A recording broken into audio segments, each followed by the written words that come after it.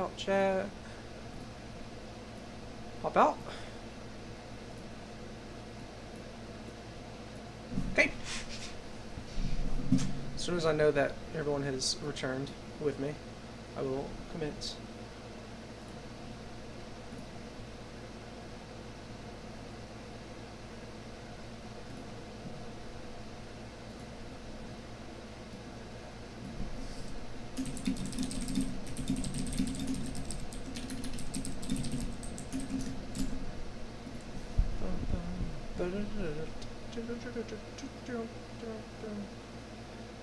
Yes.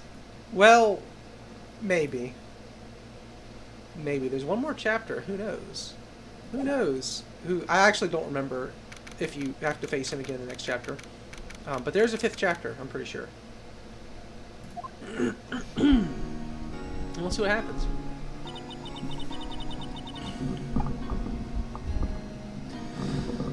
What was Mr. Edgeworth talking about? A memory of a crime that I committed.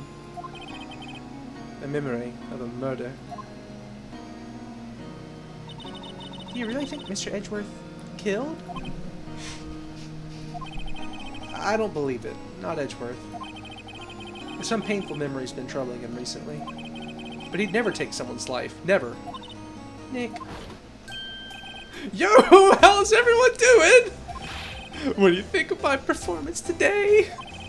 I had him swooning in the aisles, huh, Maya? Swooning? Me? Oh, yes, I do remember feeling faint. Oh, look, Maya's so nice. Right on. Tell me the truth, it was like love at first sight, right? Right, Nick? Me? Well, I mean, maybe my heart skipped a beat or two. I think you can do better than that. Come on! I saved Edgeworth in there, dude! Edgy! You guys should be bowing down before me. Yeah, bowing before your hero! Larry, you really helped out in the trial today, I'll admit. You did. If you weren't there, Larry, I'm sure Mr. Edgeworth would have been found guilty. But seriously, Nick, that boat shop caretaker guy is pretty suspicious. But Edgy ain't off the hook yet. Way to spoil the mood, Larry. You of all people. Hey, I'm just a guy sitting in the audience, you know? But from where I was sitting, Edgy seemed pretty edgy. I mean, can you really tell? Can you really know he's telling the truth about that night? Nick, I don't know. But what I do know is I'm going to believe in you two until the end. Us two? Edgeworth and who else? You mean me, right? Nah, he means me! Right, Nick? Yeah, you, Larry. Not me? But why you, Larry? Huh? Actually, yeah, why me, Nick? Huh, enough of the silent treatment. Wow, that's terrible. That's terrible. Nick, why do you trust Mr. Edgeworth so much? I mean, he's changed recently, true. But when we first met him, he was kind of a jerk, don't you think? You didn't know him back then. Back when he wanted to become a defense attorney. Wait, is that when you two were classmates? Yes, in grade school. They saved me. Miles and Larry. They saved me and I'll never forget it. That's why I became a defense attorney, you know? What? Hey, Larry, what's he talking about? Huh? Sorry, I kind of forgot. Huh. Okay, Nick, out with it. I want to hear this story today, and that's final. Okay. It's kind of a long story, so hang in there. It was the very end of 3rd grade. I was on trial. A class trial. Class trial? Yeah, I know. It was back in grade school. You remember Larry? Spring, end of 3rd grade. A kid in our class got his lunch money stolen. Lunch money? Our school was really... Oh, no. Our school was really small. Every month, kids would bring an envelope with money for lunch from home. Huh? I see. Anyway, this kid's envelope disappeared, with $38 still inside. Man, what kind of school are they going to? $38 a week? 38. That's like $7 a lunch. They better be eating good, little kids in 3rd grade for $7 a plate. Oh, yeah, now you mention it, I do remember that. I can see why you'd forget, though. You were out of school that day. Anyway, the envelope had been stolen during PE class. I was coming down with a cold, so I skipped PE that day. I was the only one not in class.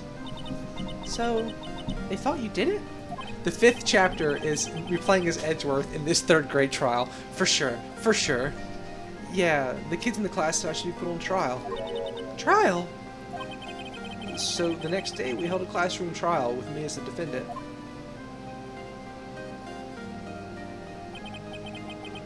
Look at the teacher! Look at her! Look how judgmental. Like, come on, this is terrible. You shouldn't be doing this, lady. I didn't do it. Guilty! He did it! Guilty! It was you! Give the money back! You're such a meanie! Just admit you did it! You can't hide the truth! Tell us the truth! We're not gonna play with you anymore! He shouldn't be allowed in the relay race! We're on the library committee! Give me back my 50 cents I loaned you! Hey, did you rob that bank the other day? Now, Phoenix, you know you shouldn't steal people's money. It's not right. In the end, even the teacher thought I'd done it. Go over and apologize, Phoenix. I didn't know what was happening. I was so sad. I couldn't stop crying. Water one-room grade school, none of them will get into law school. Everyone was staring at me like I'd done it. I tried to apologize. I went to where the boy whose money had been stolen was sitting. That's when it happened. He shouldn't have to apologize. The only thing that belongs in a trial is evidence. Anything else has no place. You should all be ashamed, amateurs. Miles! Look at that! Now look at that. That's inspirational right there. Look at that mouth. Look at that mouth. Holy, and look at that hand. Holy crap! It wasn't you who stole my money, was it? No? Then you shouldn't apologize. Everyone's been shouting you did it. No one has any proof. That is why, Your Honor, this boy is innocent. But, Miles, it was your money that was stolen. Yeah, he did it. He's the one. We don't need proof. Make him say sorry. Why don't you all just shut up? Oh no, that's Larry. Oops. This is always how it is. Everybody ganging up and picking on one person. Just think how he feels. He said he didn't do it, so he didn't do it. The child was born to object.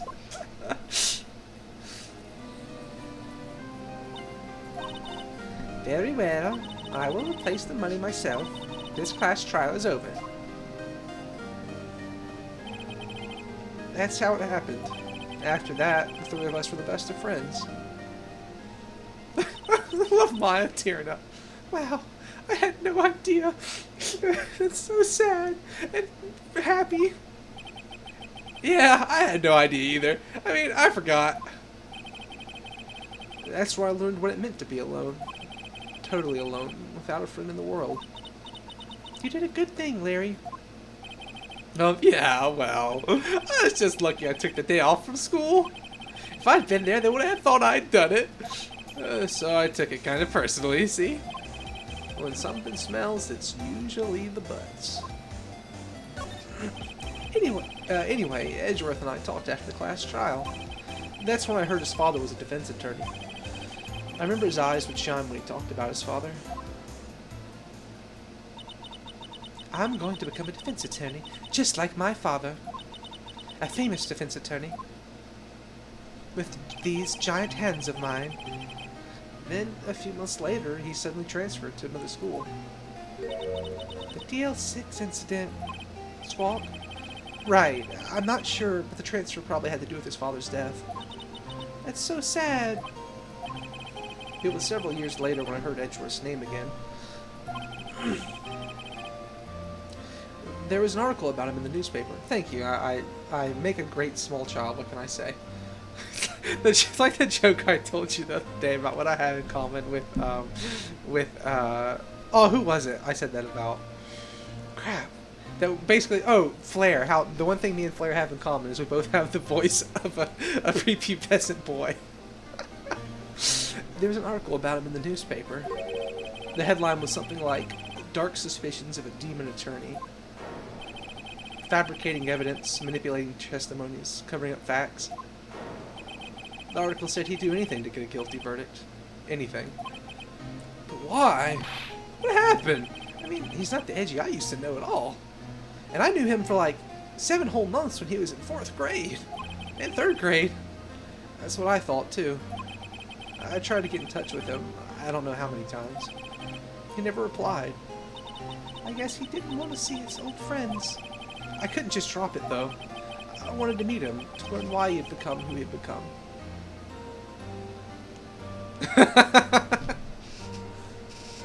Yeah, oh, I tried to really lay it on because I figured at that point he's like, you know, he's super. I figure he's like the rich kid at school, you know, because it's a little small school, but his dad's a famous defense attorney. He's probably loaded. Of course, he's gonna talk like that.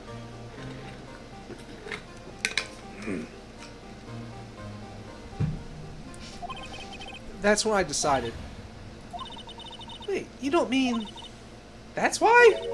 That's why you became a defense attorney? To meet Edgeworth, that's a lot of money you had to take out on loans for this, Phoenix. Well, if I was a defense attorney, I'd have to meet me, whether he wanted to or not.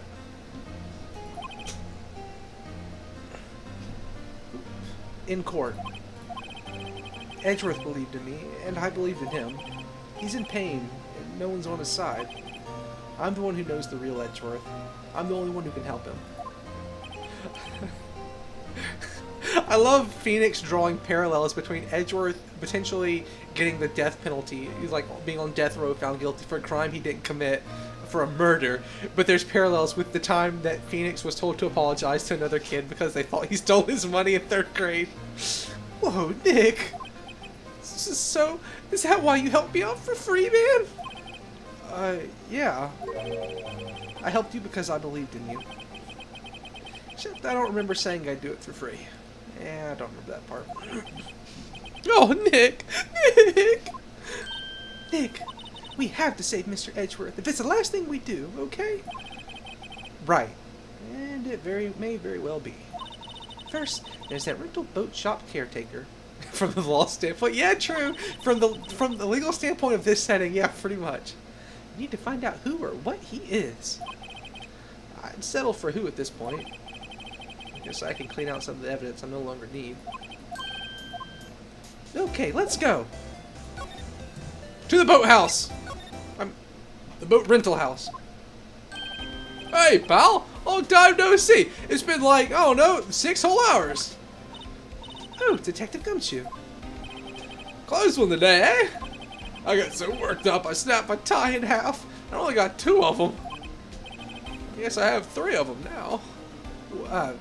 Yeah, sorry about that. No problem, pal. Thanks to you, we know who really did it. Now, that doesn't mean they're going to let Edgeworth off. They might still convict him even though we know he didn't do it. It's kind of how the law works, but hey, we got a chance now. You mean the boat shop caretaker, right? Look, I'll make you a promise. I'll have that scoundrel in custody by trial time tomorrow. Come what may, it's my duty to you as a police officer. Oh, I won't catch me a criminal. Do you know that? You know how you look and our buddy Gumshoe's got a band-aid right here? That's not the same band-aid. It's a different band-aid each time. He just always cuts his face in that same spot while he's shaving. Because the scab comes up and he forgets about it. He hits it every single time. It's really sad. If you go look up the wiki, it's in the hidden lore. If you have to read all of the evidence, little evidence bylines and click all the objects and stuff. It's really deep stuff. Detective Gumshoe sure is active today. Oh, one other thing. No one can go into the woods today. The woods? Well, the thing is, he tries to shave, and that's how far he gets every time. He stops right there. Oh, ones are off limits to camping, and apparently the park ranger found out. He got pretty mad. No one can go in for a while. That's also not a pencil behind his ear. It's actually a straw that's going down behind his shirt collar. It's a bendy straw. I guess Lana's in a lot of trouble. Anyway, I'll be seeing you tomorrow.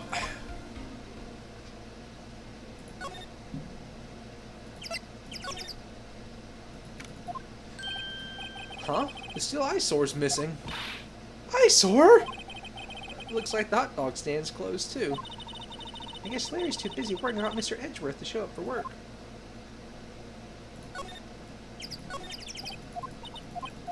Oh, okay. I don't think I need to examine any of this. That old caretaker got away. Yep. I never imagined he might be the real murderer. Him! I'd know that clearing of the throat anywhere. Hello! What might you be doing here, my boy? Out for a welcome? The days of my youth, like the scent of fresh lemon. You see. Mr. Grossberg, this is no time for idle reminiscing. Mr. Edgeworth's trial ends tomorrow. That is true, yes. But from what I saw of today's trial, Edgeworth should be fine, right? Well, I'm not sure about that. What do you mean by that? Well, I'm not sure. If you find anything out, come by my office at once. I may be able to offer you some assistance. Thanks. Hi. What is he doing here? What do you think, Mr. Maya's not just a spirit medium, she's a psychic. What do you think Mr. Grossberg was doing here anyway? Who knows?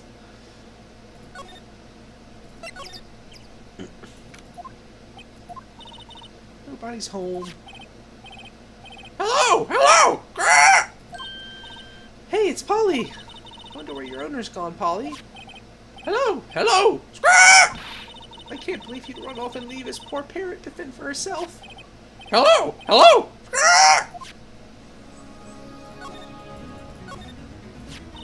Maybe I should take care of Polly, Nick. You probably shouldn't just kidnap her. The police know about her anyway. Polly, where's he at? Hold on. Look, my dog is at the door. One sec! One sec! Go, buddy!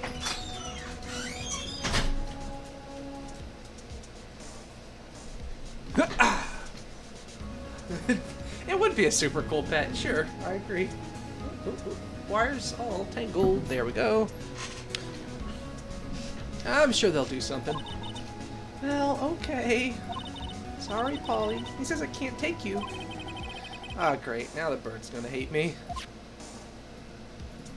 Ah! That reminds me, Nick. Polly here knows the number to the safe, right? Yeah, that's right. Polly, what's the number of the safe? 122 1228! Let's open it, Nick. Come on. I'm sure there isn't any money in there. Oh, but hey, he keeps it locked, right? So there must be something of value in there. I'm not so sure. Okay, Nick, let's see what's in there. Okay, well, there might be a clue, I guess. The only thing in here is a letter. A letter? Oh, boring. No name or signature on this thing. It's handwritten in very precise, clear letters.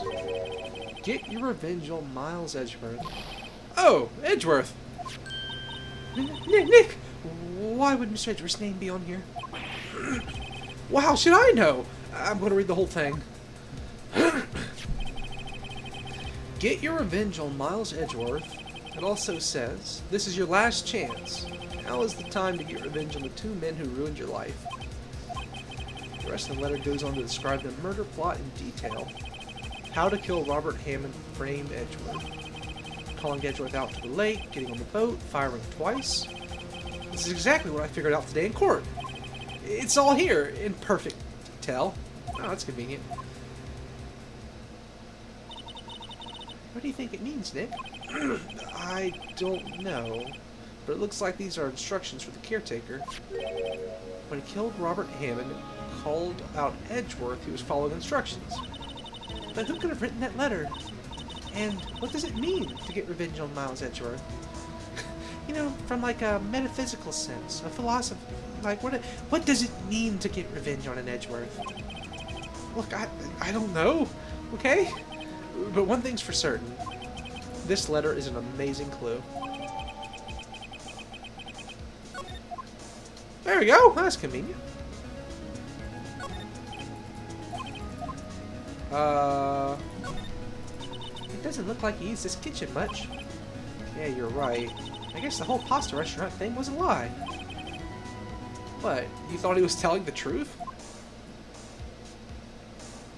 Maybe. Ah! What's wrong?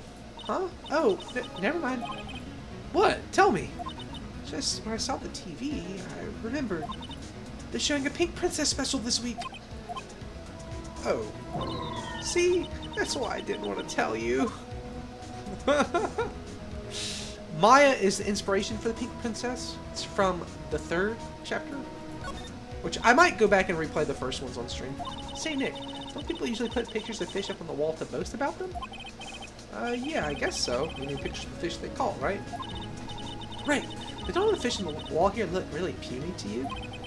Well, you know what they say. You should have seen the one that got away. Except the one that got away from us was a caretaker, and we did see him. Maybe we should have kept that fishing pole with us that Gumshoe gave us. Why do I feel like we're having two different conversations here?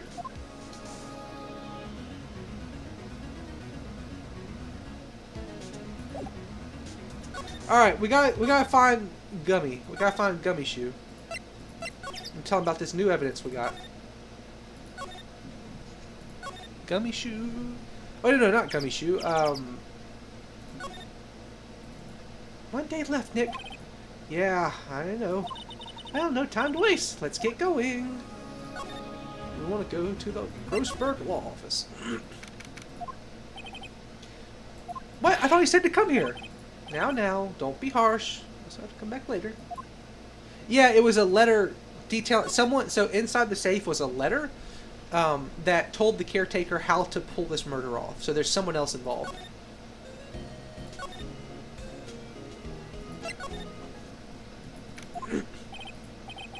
Looks like Detective Gumshoe hasn't gotten back yet. Gumshoe? He won't be coming back today. Oh, really? He said there was some guy he had to arrest by tomorrow. Boat shop caretaker. Okay. He shouted something about catching him if it's the last thing I do, pal! Oh, good luck, Gumshoe. How about Edgy Boy? See you? Hey, it's Edgy Boy. This is Tedge's long, like, third cousin. You look as grim as always. Mr. Edgeworth, I heard the story about the class trial. Class trial? What do you mean? You don't remember? No, I don't. Your lunch money was stolen, wasn't it? In 3rd grade. Lunch money? Oh, right. Yes, I do remember. I seem to remember something like that. Nick, I think you're the only one who really remembers. Well, it probably really only mattered to me anyway. Mr. Edgeworth, didn't you know? That trial was the reason Nick became a defense attorney. Ridiculous. Oh, gee, thanks. That said, it does sound like the kind of thing you do. You haven't changed a bit, have you, right? So simple, to a fault even. Well, maybe, yeah, but I think you changed too much, Edgeworth. Perhaps. Boop. Edgeworth, you see this letter? This came out of the safe in the shack where that boat rental caretaker lives. I see.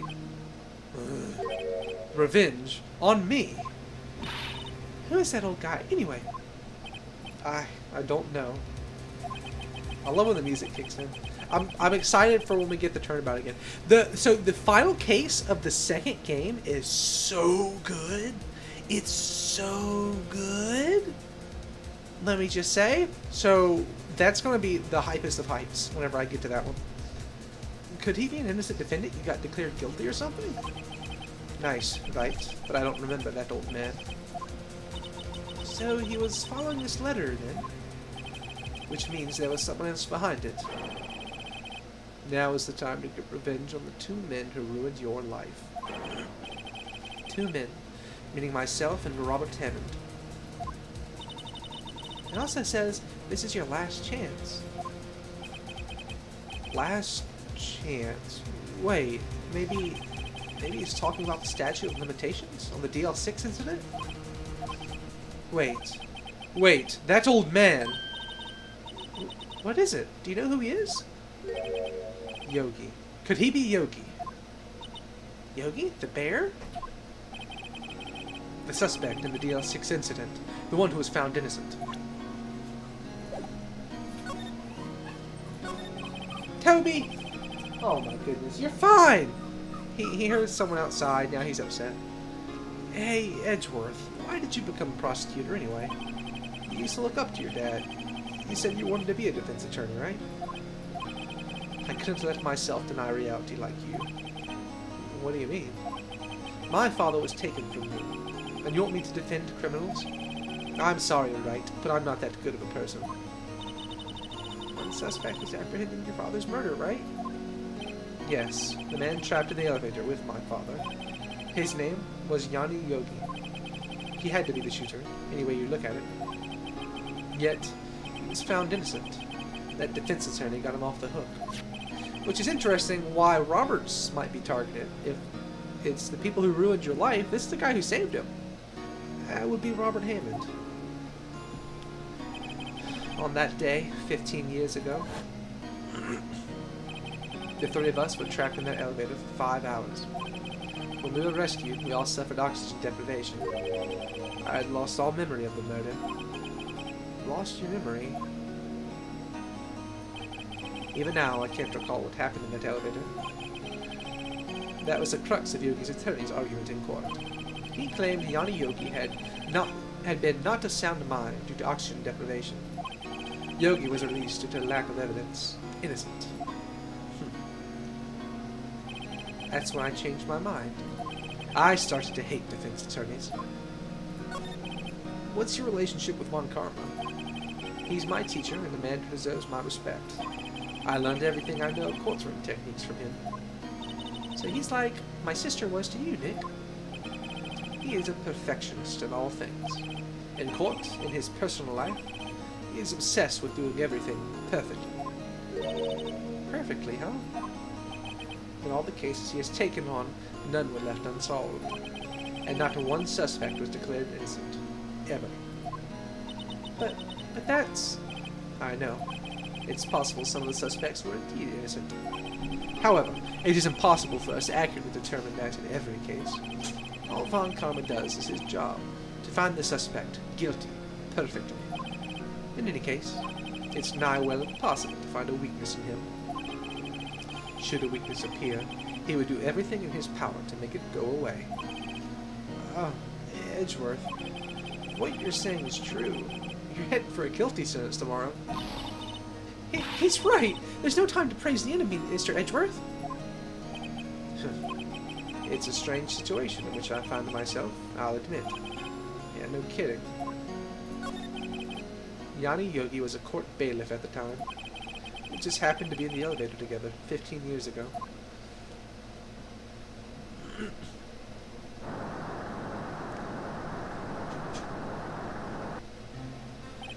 The quake was incredibly strong. Before I knew it, everything was dark. We were there for so long it felt like forever. The air thinned and the darkness closed in on us in that little box. We became unsettled. Help! I can't breathe! Quiet. I said quiet. You're not making this any easier. I want to get out! Help! Get us out! Don't shout. You'll just use up more oxygen.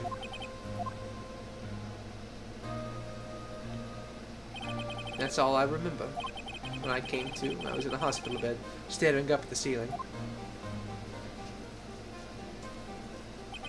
In court, Yanni Yogi's mental condition was called into question. They claimed the oxygen deprivation and stress caused temporary insanity. In the end, the claim passed to the court, and Yogi was found innocent. Huh, but isn't that strange? This letter tells him to get revenge on Edgeworth. Why would he want to take revenge on you? Right? Yeah? There's something that's been troubling me these last few days.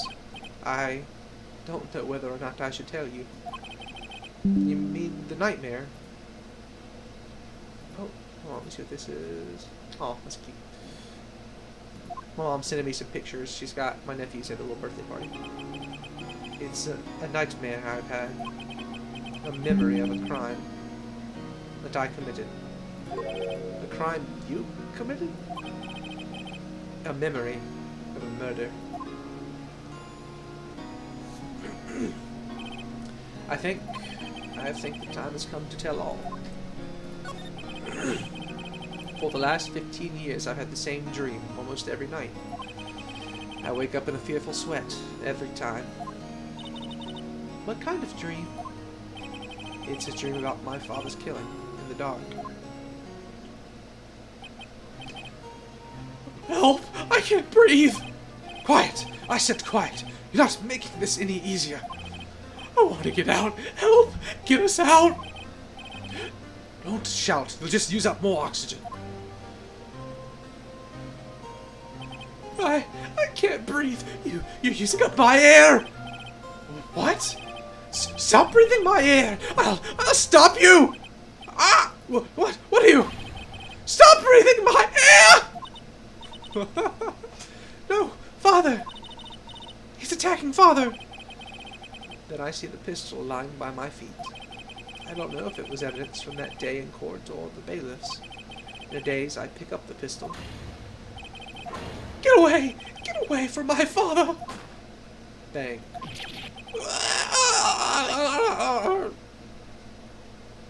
Oh man. It's getting real! And with that scream, I awake. It's a bone-chilling scream. A scream that has rung in my ears for the past 15 years. But that's just a dream, right? Right? That thought is the only thing that has kept me sane for the last 15 years. But what if I'm wrong? What if it is real? They say that sometimes people shut out memories in self-defense. Maybe it was I who killed my father. What? If you think about it, the way this letter, if you think about it that way, this letter makes sense. Get your revenge on Miles Edgeworth. Think about it. Yogi was really innocent. That's why he wanted revenge against me. Wait, Edgeworth, you mean... It was me. I was the true criminal of DL6. I shot my father. Oh, this is bad. What are we gonna do, Nick? What can we do? I don't know. I don't think there is anything we can do, like it or not. If there's someone else who knows a lot about the DL6 incident, maybe... There is, Nick! There's someone else who knows about DL6! But the DL6 incident, the other big element of it is that Mia and Maya's mom used her psychic medium powers to talk to the deceased, and he said that Yogi was his killer. So, considering that Maya's not a fraud, she's just incredibly inept at being a psychic medium, it's reasonable to suspect that it was Yogi, and Edgeworth's wrong.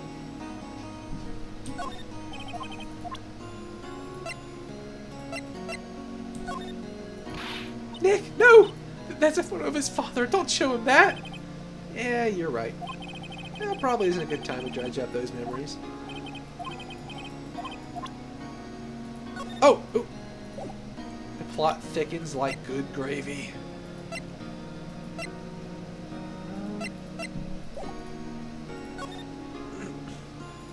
Grossberg. Mr. Grossberg.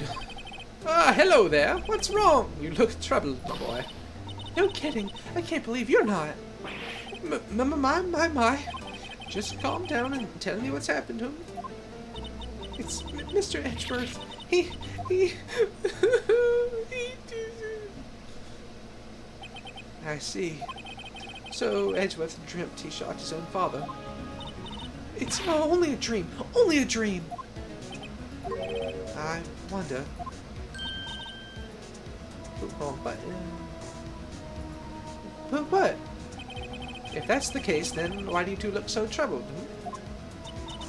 Well, also consider this. Yogi quite certainly holds a deep grudge against Miles Edgeworth. So deep he'd want to frame him for murder. This leads me to surmise that Miss Edgeworth's dream was not a dream, it was real. As you imagined. Miles Edgeworth threw the pistol to save his father. The pistol fired, and the deed was done. No! I don't believe it.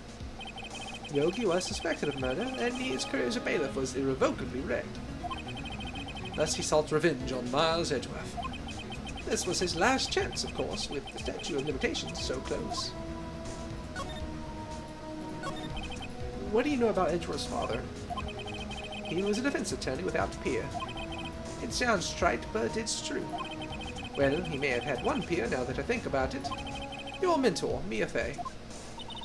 My sister? Gregory Edgeworth was very disapproving of Mr. Von Conner's techniques. That's no surprise. Von Conner is an extreme man. Forged testimonies and evidence are nothing to him. The result, he has a perfect win record in court. To beat him, Gregory Edgeworth tried to call attention to his methods. And he lost, and died in despair, as it were. I see. When Gregory Edgeworth was killed, the police called on a spirit medium. That was your mother, Misty Fey.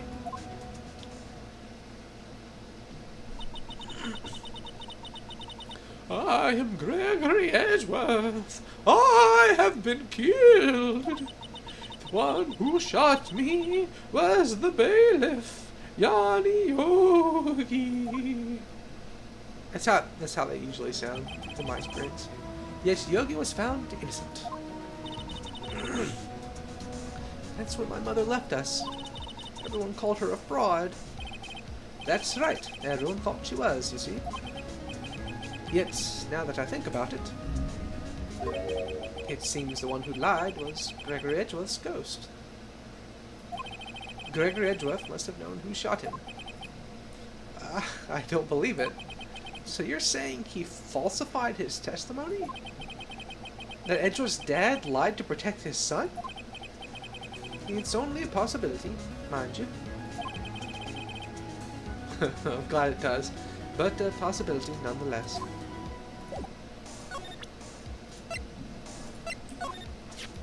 Oh ho! So this is the letter. It does seem that Yogi was following this letter when he killed Hammond. But they killed Robert Hammond. Hammond was a skilled defense attorney, but he defended clients not for their sake, but for his own. His own sake. Look, do you not remember what setting we're in? Of course they would have tried him for murder. Von Karma would have put him behind bars.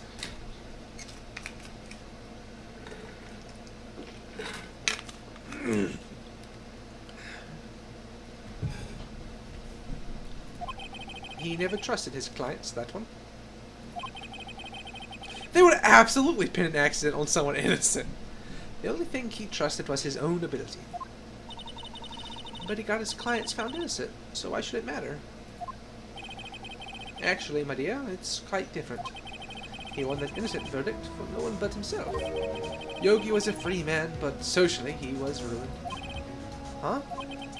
You'll understand soon enough. Wait! What is it? This letter. I've seen this handwriting somewhere before. A long time ago. Do you hear that music? Whose handwriting was this? I think somebody in the chat is going to be very happy in a minute here. Do you have any idea who wrote this?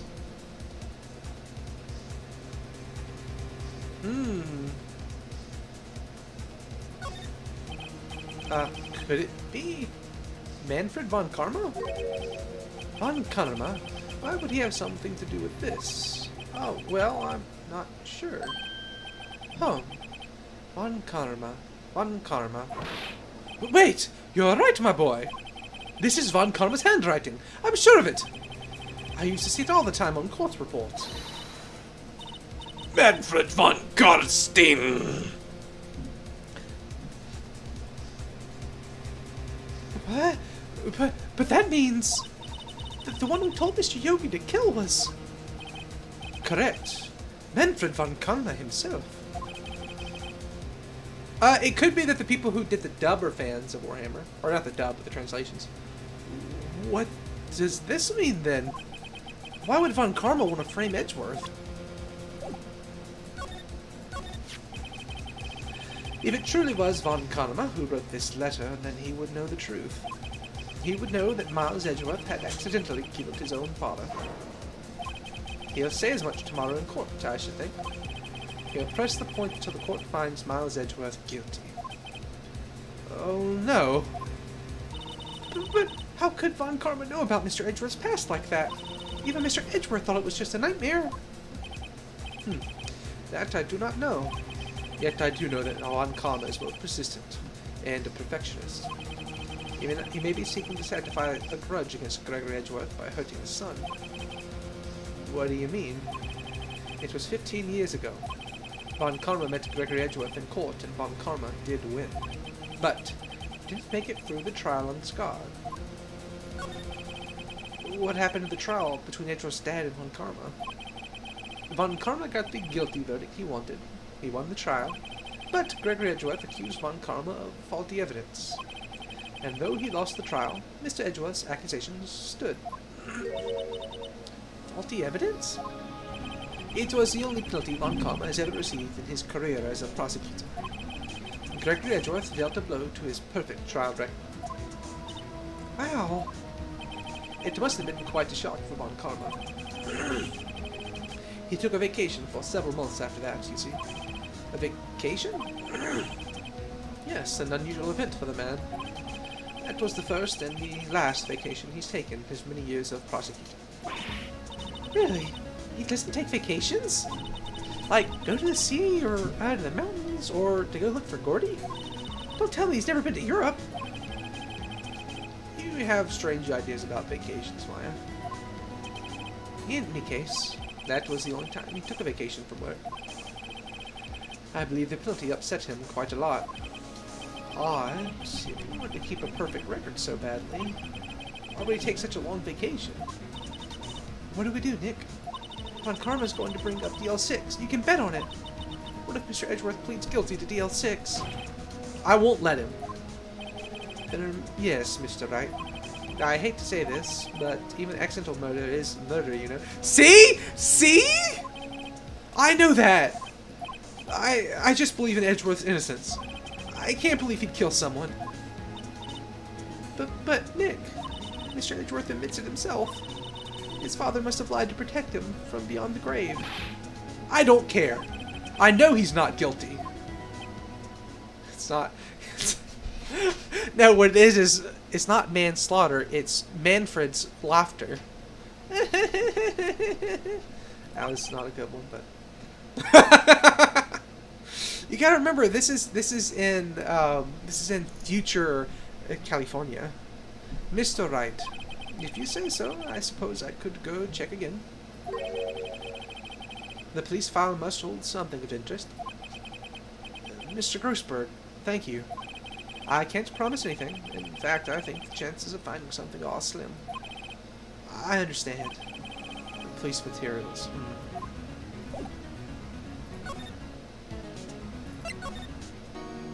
No, I think... no.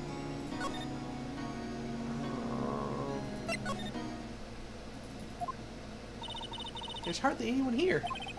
Everyone must be out looking for the old guy, Yogi. Ah, it's you! I don't think Gumshoe will be coming back today. He's staying out late looking for someone. Sounds like Detective Gumshoe has pounded the pavement for real. Getting gum on his shoes. We were wondering if we could check out the records room again. Well, now I can't have just anyone wandering around in there. But I guess Mr. Von Karma is in there now anyway. You can go in as long as he's there. Von Karma? Yeah, he just arrived actually. Von Karma's in the record room. Nick, let's hurry. Oh, baby. Testy as always. We were only here just yesterday. I'm sure they just haven't had time to clean. What's wrong, Nick?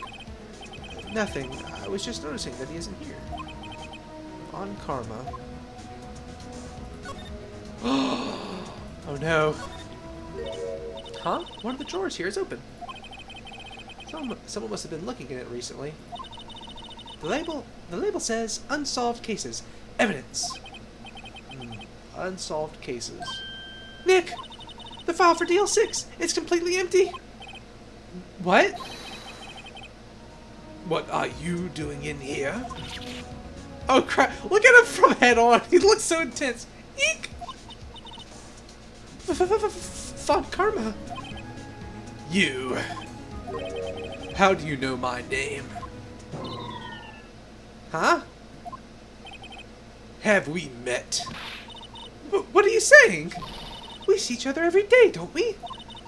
We're Miles Edgeworth's defense team. Defense team? I beg your pardon. You see, I rarely remember defense attorneys. Look at those eyes, man. They're like bugs to me. Needless things to be crushed. I can see how this guy was Edgeworth's mentor.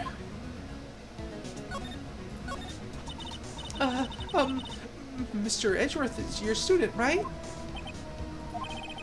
A romanticist who still can't shed his veneer of amateurism. Just like his father, always second-rate. Mr. Von Karma, you had an axe to grind with Mr. Gregory Edgeworth, didn't you? Me? A grudge against a mere defense attorney? Why? Because he dealt the blow to your otherwise perfect record. Yeah, he's kind of the worst. It's great. So you did, but what I don't get is, why did you take his son under your wing afterwards? You're son of your most bitter rival. The next game, I think I told you already, the next game, the prosecutor you go up against is his daughter. And she's awesome. I like her a lot. Well, you don't like her through most of the cases, but there's character development, and you'll see. That, my dear attorney, is none of your business. Tomorrow will be the last day of this trial. It's been a while since I've had a defense attorney last this long. Still, you will lose in the end. Miles Edgeworth will admit his own guilt. His guilt of 15 years ago, you mean? You're quite the researcher. If you've done your homework so well, then certainly you must understand. You know that Miles Edgeworth will tell the court tomorrow. We were right. So Von Karma's going to bring up the L6 in court tomorrow. Hey! You know about this? Mr. Von Karma, can you have a look at this for me? This was you, wasn't it? You instructed Yanni Yogi to commit murder. Yanni Yogi. How many years has it been since I've heard him called by that name? He's a fool. I told him to burn it after he read it. So you admit it? You wrote Mr. Yogi this letter? Yes, my dear defense attorney. Thank you for taking the trouble to bring it to me. You've saved me from a lot of needless hassle. What? Nick, what is that thing? Oh crap! A stun gun, usually for self-defense. Indeed. 600,000 volts will course through your body like a dog touching an electric fence. Only you are an offense attorney, so you are less than a dog, and you touch less than a fence. 600,000. Oh, don't worry. People don't die from it, usually. Now give me the letter. No! No! Whoa! how you... Nick, run! Ah! Maya! Out of my way! Ah! That wasn't good. That went poorly. Ugh, he got us. The letter's gone, of course. Maya is the goat. She did her best. If only Phoenix would have actually ran away and just shouted, "Hey, this guy's attacking us!" Instead, he just stared. Now back to having no clues. Wait, Maya jumped first. Maya! Is she okay? Maya! Maya? Maya, open your eyes! Maya! The letter. Did he take it? Uh-huh. Yeah, are you okay? I couldn't stop him. I jumped as fast as I could, but one shot from that thing knocked me out cold. Yeah, a competent police department, sure. Sure, they would have, you know, cameras. I'm useless. No good as a lawyer or a medium. I can't even call my sister. Not even now when we need her the most. I wish I hadn't woke up at all. Oh, crap. Maya! There has to be some way I can help her. I'd better do something about her self-confidence first. Maya? She's holding something. What's that? A bullet. DL6 incident evidence number 7, taken from the heart of Gregory Edgeworth. Yeah, exactly. They did hire Gumshoe. That's kind of concerning. Anytime you see me doing this, it's because I'm trying to read something on my other monitor, and I have to look around the millions of things in the way. I remember. Von Karma was holding this when Maya jumped him. L6 plus 6. I'll prove it to you, Maya. You're most definitely not useless. I'll prove it to you in court tomorrow. Alright, boys.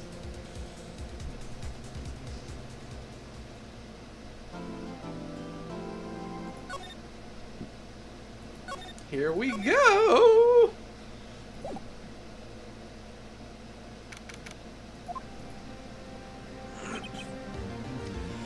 This is it. Judgment Day. Yeah, exactly. Today, things are going to get settled at last. A lot of things. Ah! What's the big idea? Sorry, Nick. I only touched your shoulder.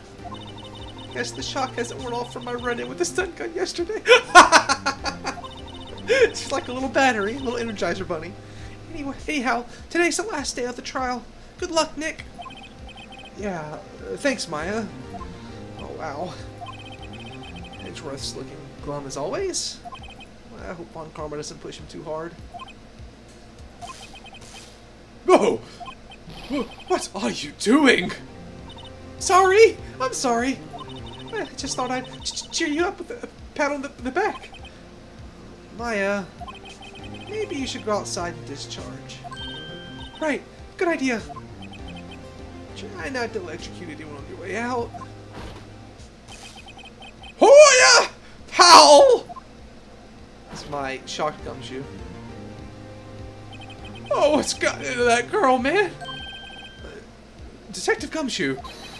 Morning, Mr. Edgeworth. Good morning. How'd it go, Detective? Have no fear. As promised, I captured our runaway caretaker. Yeah, I know. Give him a head shake, indeed. I just brought him in. Took all night, pal. Thanks. Oh, thanks, Detective Gumshoe.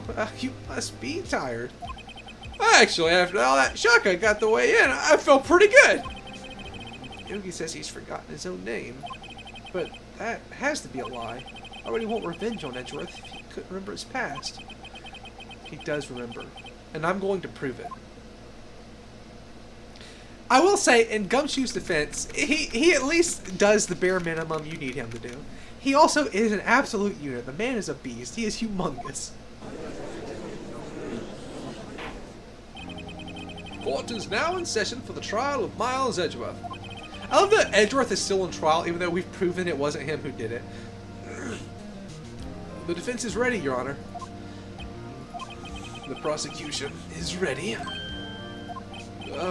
Right. Very well. We have reached the final day of our proceedings in this trial. I ask that the prosecution submit decisive evidence. Understood.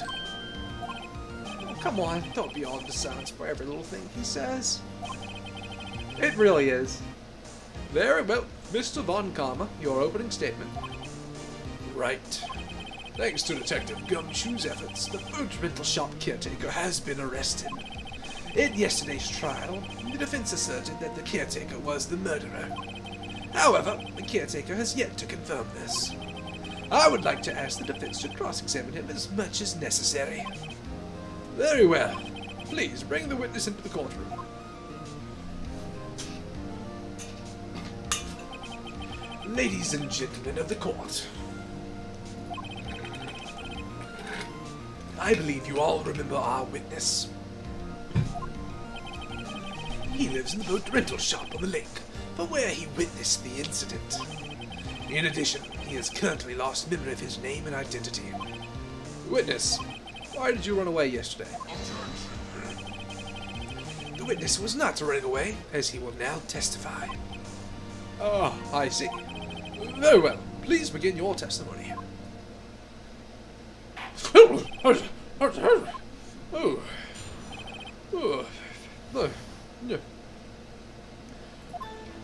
I'm really sorry about leaving yesterday like I did, but I was run away. It wasn't run away or nothing.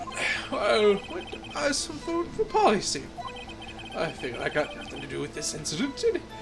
Anyhow, I need one of those motive things, right? And I don't got one. So, my testimony yesterday stands as is.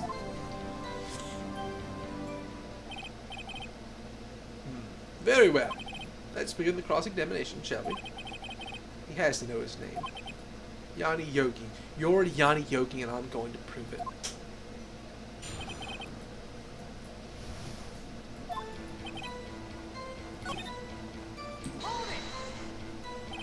And why did you leave? Oh, right. He's just about to say why.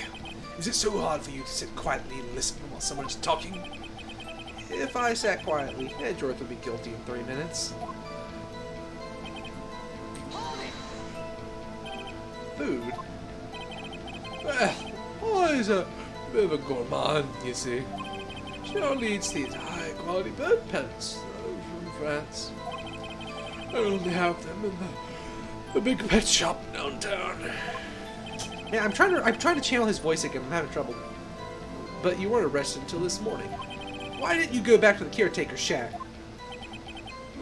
Well, I kind of got lost, you see.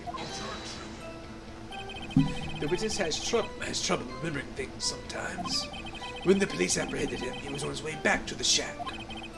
Yeah, right. Nice try, Von Karma. No one's gonna believe that. I see. So he was lost. Please, Your Honor, come to your senses.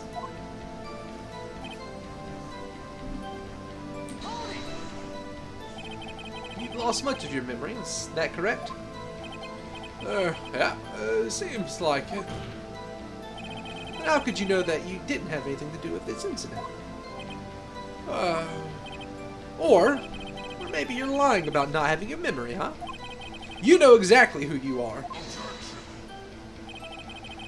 The witness has testified quite clearly that he has no memory of who he is. If you claim he's lying, then show the court proof. How am I supposed to prove what's going on in old Cougar's head? Codric Cougar's head? Holy crap! That's impossible. I'm glad you've come to your senses, Mr. Wright. Very well, witness, please. I love that Phoenix is Mr. Wright.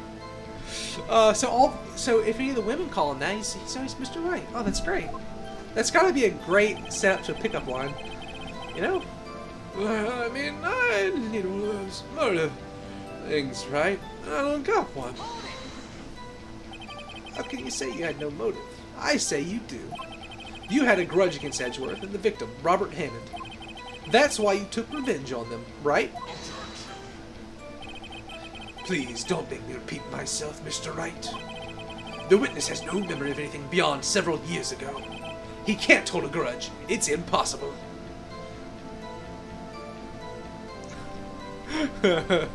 Yeah, that's true. I have to prove he's lying about his memory. Otherwise, it's going to be the same thing over and over until the trial ends. Yeah, the judge really is just, you know, it's very clear. The legal system is top to bottom broken, and, you know, that part's kind of it's kind of accurate representation in some ways. Might I say something, Mr. Wright? Yes. Yes, Your Honor. You've been saying the same thing now over and over. You've been calling the witness's memory of the past, or lack thereof, into question. But does this really have anything to do with the current case? Of course, Your Honor. The witness has said he has nothing to do with this case and no motive. Both of these statements are lies.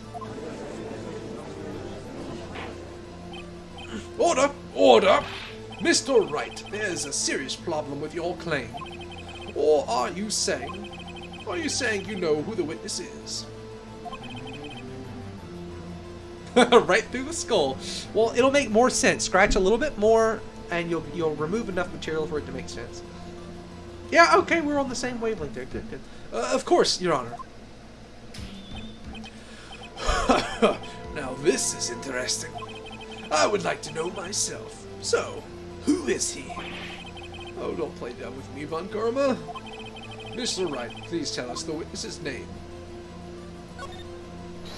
His name is Yanni Yogi, a former court bailiff. Yogi? That name seems familiar. Oh! Yanni Yogi, from the DL6 incident.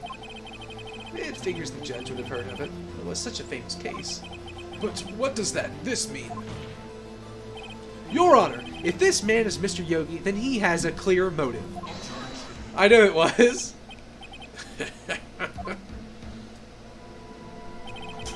Jumping to conclusions again, Mr. Wright. This man, this witness, is Yanni Yogi. Fascinating. However, how do you propose to prove this to the court? This is a court of law, as you may recall. You need proof. And allow me to repeat myself once more that the witness has lost his memory. This is it. I have to do this now. If I can't prove he's Yogi right here, right now, then I've got nowhere else to go. Nick, how are you going to prove it? How can you prove that he's Yanni Yogi? It's okay. It's actually quite simple. Your Honor, please take this man's fingerprints. Then we'll compare them to the fingerprints on file for Yanni Yogi 15 years ago. Yeah, I know. Now it's a court of law. I see. That makes sense. Uh-huh. I'm so very, very sorry, Mr. Wright. But you are Mr. Wrong. Why? The witness has no fingerprints. What? What? No fingerprints? You see, before I worked as a caretaker, I worked in a chemical plant. I burned my fingers working with that stuff. Yep. What? Yogi, you sneak. You burned your fingerprints off to hide your past. Well, if the witness has no fingerprints, I guess we'll not be able to prove his identity. Ah, that's a good point, actually. That's just why there were no other fingerprints. No. Well, what will you do, Mr. Wright? It seems the case has been decided, no? No. I know what happened. I know everything. I just can't prove it. But no, I can't let it in like this. I can't lose. There has to be another way. There is no one who can testify as to who this witness is. No one. Nick, what are we gonna do? I didn't even consider that he might have erased his fingerprints. Oh, what do I do? Well, Mr. Wright, perhaps you'd like to cross-examine his parrot for a little comic relief, hmm? Yeah, very funny. You're a sore winner, Von Karma. Wait a second. I'm gonna give him a second to get back, because I'm pretty sure I know what's about to happen. It's pretty funny if it is. I'll give him just a second. Just uno momento. You probably know. You probably know as well. I don't want him to miss this.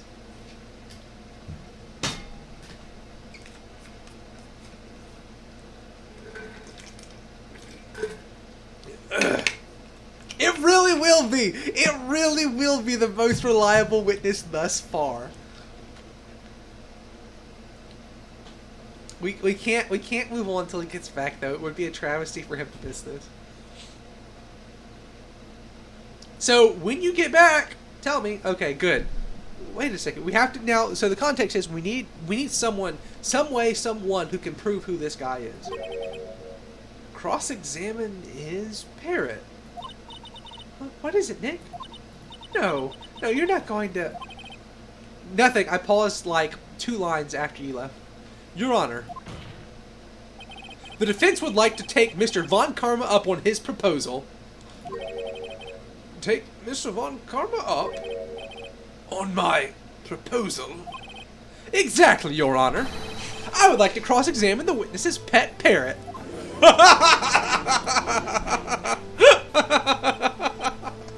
Order! Order! Order! Oh, well, what do you think, Mr. Von Karma? Need you even ask? This is a farce. I object. Wait a second. You were the one who suggested I cross-examine the parrot, Von Karma. I have a right to do as you suggested. Well, if you're so desperate, then please, be my guest. Of course, should you go through with this, and nothing comes of it, then I hope you're ready for the consequences. Nick, this is crazy. Well, she'll want to go through with your little game. Let the parrot take the stand. Oh, excuse me, I can't. Let the parrot take the stand. I'll cross-examine her, Your Honor. This is the most ridiculous thing I've ever heard. Von Karma's rigged every person's testimony, every piece of evidence. Except the parrot. She's my last chance. At least, I think so. Bailiff, bring in the parrot.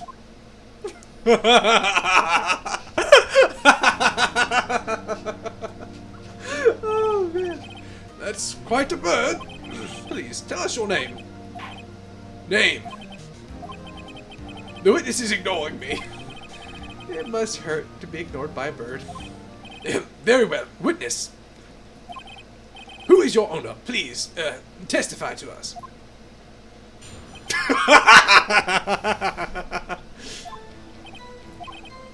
Hello? Hello?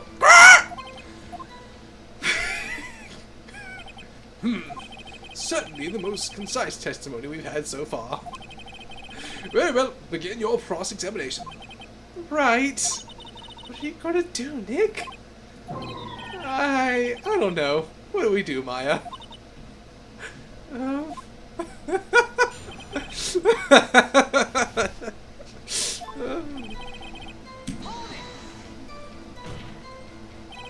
Witness, you can't just say hello and expect us to get anywhere.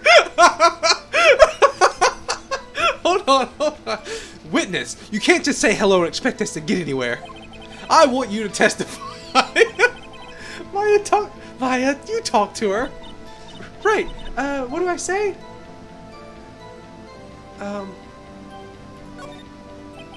As I recall, 2 days ago...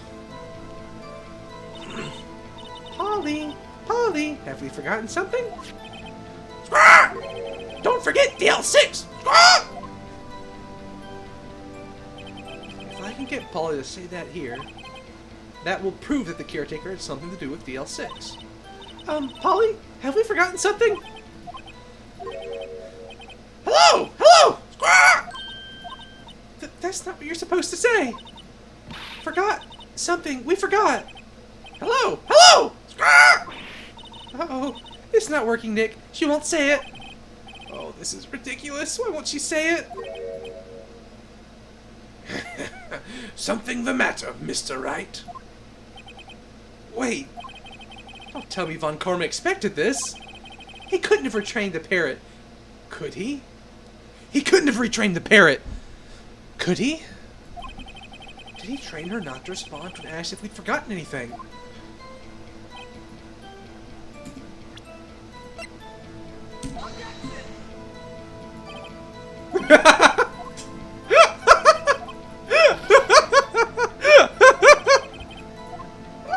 You got it! You got it!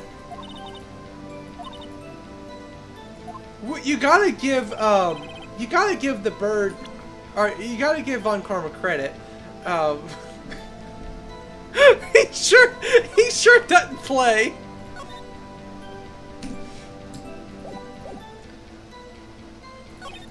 Oh.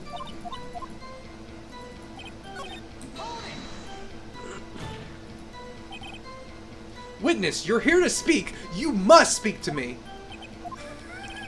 Frankly, I can't believe you're speaking to the parrot. Well, I guess we should try to get some information out of her.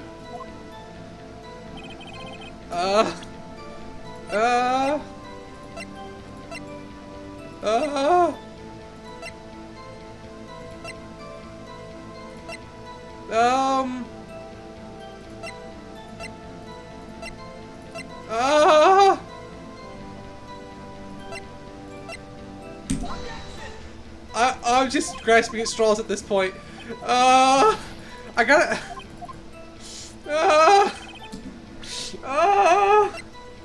Maybe this?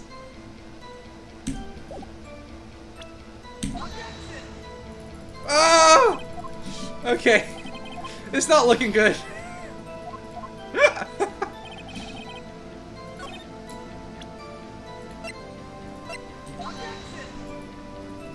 Oh boy.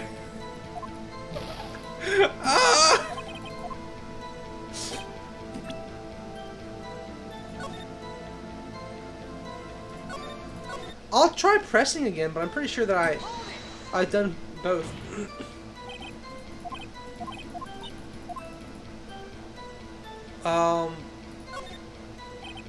Maybe I should get. Oh, I see what you're saying. Right, the other question's right.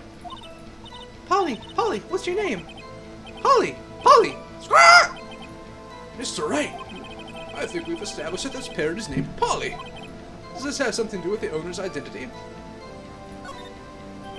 Oh, well, I guess it doesn't really have anything to do with that, no? Please only ask questions pertaining to the matter at hand. Alright, so yeah, I didn't even think about that. That was a good point.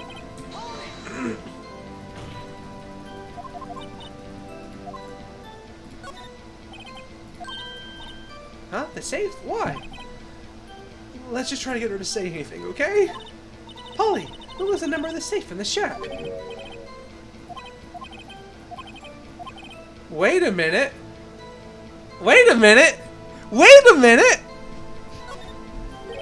Actually, it does. That's why I had her say it. Ha! Ridiculous. How can the number to a safe tell us who the caretaker is? Show us your proof. What could possibly link this number to the caretaker's true identity?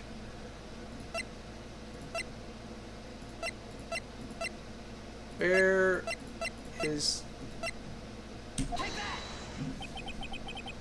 The DL6 case file? What is this obsession you have with the case? Mr. Wright, where in the case file is something related to the safe number? It's on the case summary page. The case summary? Specifically, the date on which the DL6 incident occurred. The date of the incident, December 28th. Why, that's today's date, 15 years ago. And the number on that safe is 1228. Ah! He used the date of the DL6 DL6 incident is the number for a safe, Your Honor. That's how important that date was to him. Oh, I see. It certainly is an interesting coincidence. People often do set their secret numbers to dates. Oh, what do you know? You were born a day too late to solve the DL6 incident, I'm sorry. Ah, that is not tangible proof. I set my ATM card's number to 001 because I'm number one. This has nothing to do with the date. Nothing. Indeed. Alone, it is a little weak for evidence in a murder. We would need some other corroborating evidence. Where am I going to find that? Nick, we're getting closer. One more. If we can just get one more piece of evidence. Yeah, I know. Right. But what? Now we can clean up Von Karma. It's karmatic justice. Very well, witness. You may continue.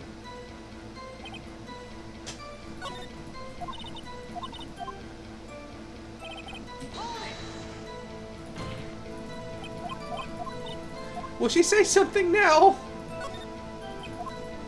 No, no.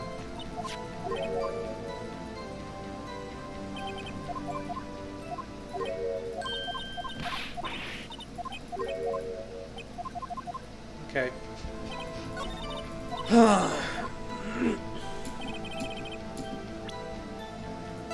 wonder...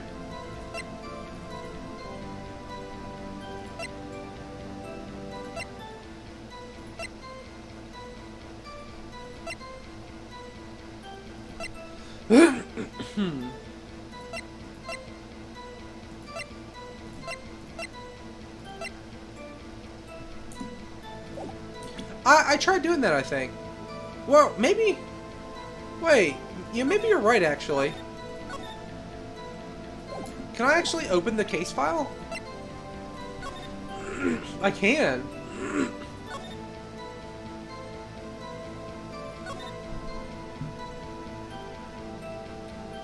Oh, yeah, you're right. I forgot I could open this. His fiancée, Polly Jenkins.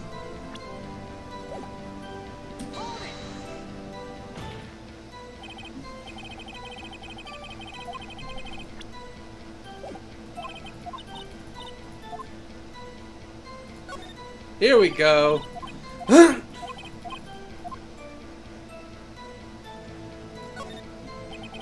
Yes, it does. Ha! Fascinating. You claim that the parrot's name will prove her owner's identity.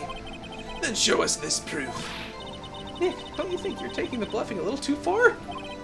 Listen, we're not here to answer the question of who is the caretaker. We're here to prove that his name is Yanni Yogi. All we have to do is tie the name Polly to Yogi.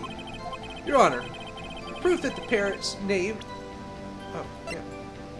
It's on the suspect data. The DL6 case file. That's quite a large file you have there. Which page is this proof on, then? Show us or stop wasting our time. Very well. Mr. Wright, please show us the page. Where in the file is this information connected to this parrot's name? It's on the suspect data page. The page has all the information about Yanni Yogi. Right after he was arrested, his fiancée committed suicide. See? Indeed, it does say that, yes. What was his fiancée's name? Polly Jenkins. Polly! Exactly, Your Honor. He wanted to remember the name of his fiancée who had committed suicide. That's why he named his parrot after her. I see. I guess that is possible. Bah! A mere coincidence, that's all. My granddaughter has a dog she calls Phoenix. Well, Mr. Phoenix Wright. Oh, Franziska's his granddaughter, I think, actually. Because I think that it comes up where she calls Phoenix a dog. Oh, and I think that's a joke you only get if you remember this line. Oh, that's great. Well, Mr. Phoenix Wright, does this make you my granddaughter's fiancé? Okay, maybe it wasn't. Okay, maybe not. Either way, still, she's only 7 years old. That's enough. I think we've reached a conclusion here. This is a mere coincidence, that's all. True, that is a possibility. However, Two coincidences at the same time seem more like a pattern to me. What are you saying? Immediately. Stinking parrot. Witness, tell us your name. Wait, this witness, he doesn't remember. No, it's okay. I've accomplished what I wanted to do. I'm done. Nick, he looks totally different. This is the real Yogi, I think. Finally. Oh, no, this is the real Yogi, I think. Finally. He's been acting feeble to hide his true identity. Acting for 15 years. Well, let me ask you again. Please state your name for the court. My name is Yanni Yogi. 15 years ago, I served as a bailiff in this court. We're getting there. Order, order! Yanni Yogi, so was it you who killed Robert Hammond and tried to frame Miles Edgeworth for his death? Yes, it was me. I did it. They put me on the witness stand 15 years ago. Robert Hammond, he said I was mentally unsound. He told me it would make me innocent, get me off the hook. So I pretended to have brain damage. I was innocent, really, but he didn't believe me. We won the trial, but I lost everything. I lost my job, my fiancée, my social standing. But this year, 15 years later, a package arrived. It was a letter and a pistol. The plan was written, careful detail. It was a plan for me to take my revenge on the people who ruined my life. I didn't care who had sent it. I thought this was my chance after 15 years. This was it. Finally, a chance to have my revenge on Robert Hammond and Miles Edgeworth. I have no regrets. Wait a moment. Revenge against Miles Edgeworth? What do you mean? I'm not at liberty to speak on that matter. Why don't you ask Mr. Edgeworth yourself? Anyway, I admit it. I was the one who killed Robert Hammond. I like how he just comes out and is like, yeah, it was me. Sure, you got me. One comma. Where's Mr. Yogi? Under arrest, Your Honor. I saw no room for error in his confession. Then, the defendant, Miles Edgeworth, is innocent in this case, at least. Very well. Will the defendant please take the stand?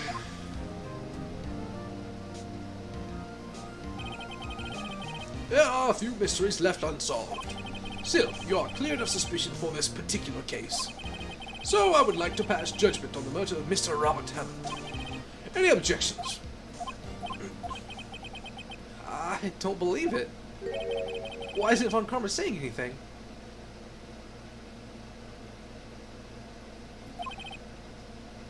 Very well. This court finds the defendant, Mr. Miles Edgeworth, not guilty.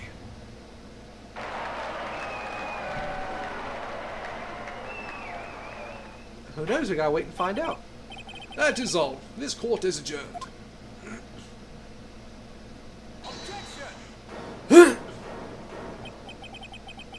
Did someone just say objection? It wasn't Von Karma. Wait, but that means... Oh no. Edgeworth! Your Honor, I object to your judgment. What do you mean? I am not innocent at all. As we have heard, Yanni Yogi killed Robert Hammond in revenge. But revenge for what? Nick! Edgeworth's trying to confess! He's gonna say he's guilty! He's gonna tell them he was the murderer in the DL6 incident! Yeah, I know! Edgeworth, please! He's gonna tell him he killed his own dad! Uh-oh, what do we do? The judgment's already been passed. I object to Edgeworth's outburst. Didn't something like this happen yesterday, too? I believe a certain witness raised an objection after a guilty verdict was passed. That would be Larry. We must hear this new statement. We must hear Miles Edgeworth. He's right. We have a duty to hear Mr. Edgeworth out. I know! For 15 years, I've heard a reoccurring dream. I know! A nightmare. It's only a nightmare. That's what I told myself. But now I know it wasn't a dream. Yanni Yogi wasn't the killer. You mean, in the incident where your father died? From the distance of the shot, it wasn't suicide either. Everything was as clear as day. The murderer, the criminal in the DL6 incident, it was me. Your Honor, I confess my guilt. I am guilty for DL6, the statute of limitations of which ends today. The culprit is me, though I point at Phoenix Wright because I hope that he shuts up. Order! Order! This is certainly unexpected. The defendant, declared innocent, is confessing to a different crime. A crime for which the statute of limitations runs out today. I'm not really sure how I should deal with this. Ah! It's obvious. We hold a trial, right here, right now. We try this man for his crime of 15 years ago. I think I would like to take a 5-minute recess. During this time, I will consider the appropriate course of action to take. Court is adjourned. It's getting spicy. We're getting there. I'm sorry, right? I've just wasted all of your effort. Mr. Edgeworth, I just don't believe it, sir! I mean, you killed your dad! I didn't want to believe it myself, Detective. But it's the truth. I deserve to be punished. Murder is murder, no matter what the circumstances. This is crazy! Just crazy! Nick, what are you doing? Huh? Oh. I was just reading through the court record again. I'm getting my case ready. Your case? For what? Huh? Isn't it obvious? I'm going to prove that Miles Edgeworth is innocent. I know. What are you talking about, pal? He just admitted to it. He confessed that he did it. In court. I'm sorry, Edgeworth, but I don't believe your nightmare. What? It's just a dream. It's not real. The truth is right here in this court record. In any case, tighten your belts. The real fight's just beginning. I'll prove you're innocent. Trust me. Right.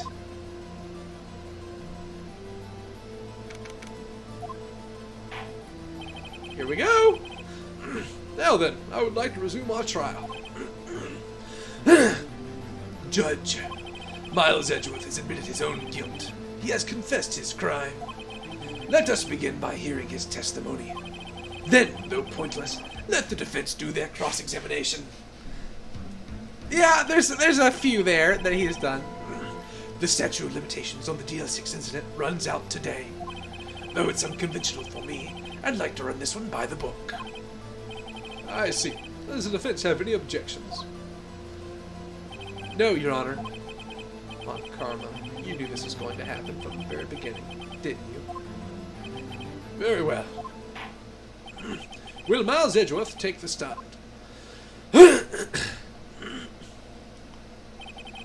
Will the witness state his name and profession? Miles Edgeworth. I'm a prosecuting attorney.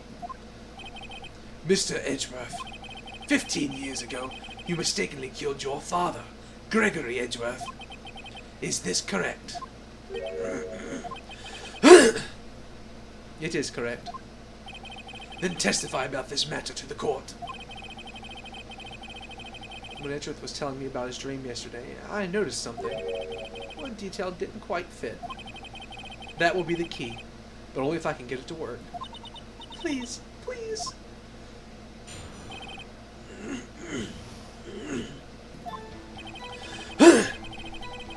That day, I'd gone to the courtroom to observe one of my father's trials. As we went to leave, an earthquake struck, trapping us in the elevator. My father and Mr. Yogi lost their composure and began to argue.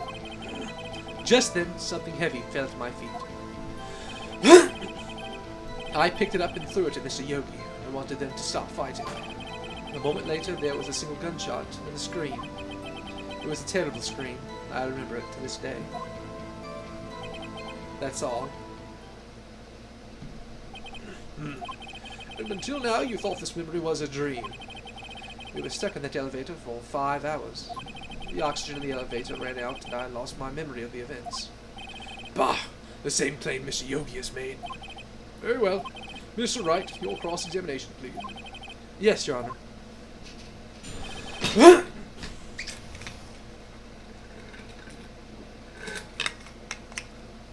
I just want to make a mention.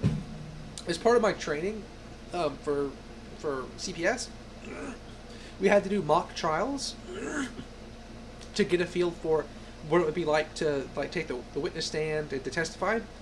And the person doing it was like a doctorate professor at Ole Miss, who is like doctorate in social work and that kind of stuff. That's the gun from the old trial. This is from the DL6 incident. The gun that fired 3 times is the old trial. But anyway, when it was my turn to do my testimony, the person who was doing the thing was really good at like getting people to say bad stuff that didn't help them or make their case bad and all. And she said that I was the first person in like 10 years of her doing that, completely and utterly shut her down. She asked me something. I think it was my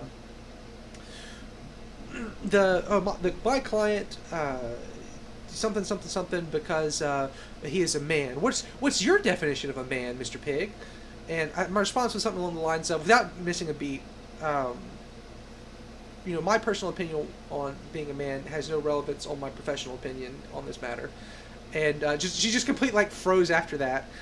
It was much better. Like what I said was much better than that in the moment. But so I'm just saying, I'm basically an expert at this already. I did a mock trial like 3 times. 3 times.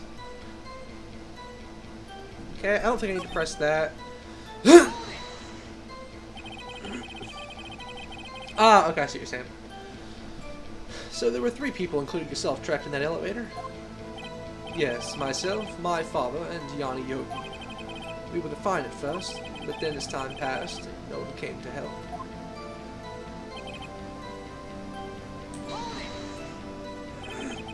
What did you do then? I was a 9-year-old boy at the time. Yeah, I am a legal legend, you got that right. I was scared, trembling in the corner. But then... What was it? A pistol. I assume it was the bailiff, Yanni Yogi's. The safety must have come off when it fell from his holster. And you picked it up. What happened next? Wait a minute! Wait a minute! Hold up!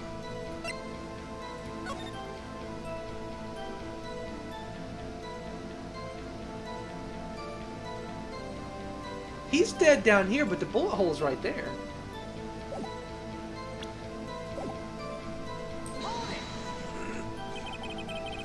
Did you know it was a pistol when you threw it? I think I knew. I knew it was dangerous. But the air was getting so thick, I panicked. Yeah, I know, that's what I'm thinking. So you're saying that you threw the pistol at Mr. Yogi? I was in a daze.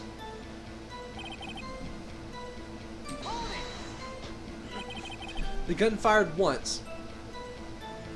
It sure is, actually. It sure is the game based on the acclaimed hit Netflix series Arcane. Yes. I think after I threw it, I lost consciousness.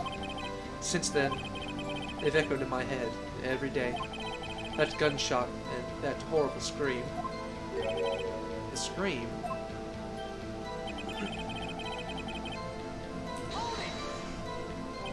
To this day, yes, I can practically hear it now. I doubt I will ever forget that scream as long as I live.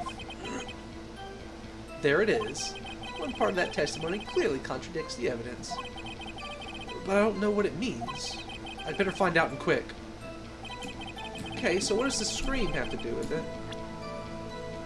What's the autopsy report, maybe?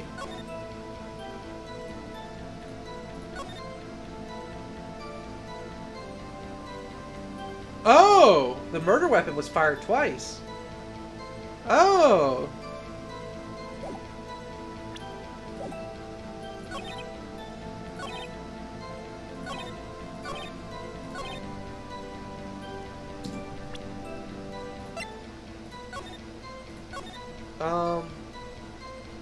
Victim data.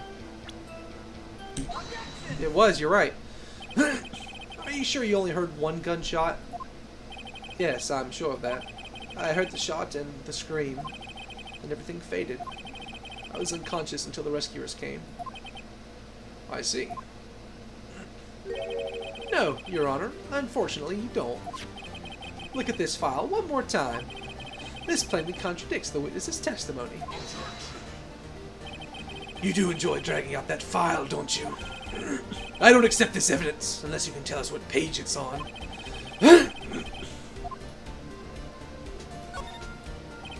Look at the victim data in this file. It says it quite plainly. The murder weapon was fired twice. Miles Edgeworth only heard one gunshot. Yet the murder weapon was fired twice. The first shot was the accidental firing when the pistol was thrown. So who fired the remaining shot? Yeah, he sure does. Was there perhaps another shooter who fired the second shot? Your Honor, I'm sure you're aware. This incident occurred 15 years ago. The evidence is dated. The pistol did fire twice. However, we do not know when that second shot was fired. It might have been fired the day before the incident. There's no proof that the second shot had anything to do with this incident. What? I see. You do have a point. Mr. Wright. The murder weapon was fired twice, as we have heard. One of those shots was fired by the defendant, a boy at the time. How do you have any proof that the shot fired had something to do with this case? Well, yes, I do. Your Honor, I think I will be able to show you proof. What? Impossible! Now, Mr. Montcalm, save your surprise for after you've seen the evidence. Yep, the bullet hole.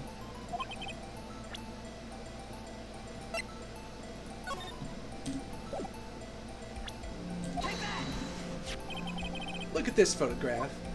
Look at this photograph! This is a photograph of the scene of the crime 15 years ago. I can see that the victim lying there is Gregory Edgeworth. This proves the murder weapon was fired twice at the time of the incident. This photo proves it. So, let me get this straight. This photo proves 2 shots were fired? Where? Your Honor, please get a clue.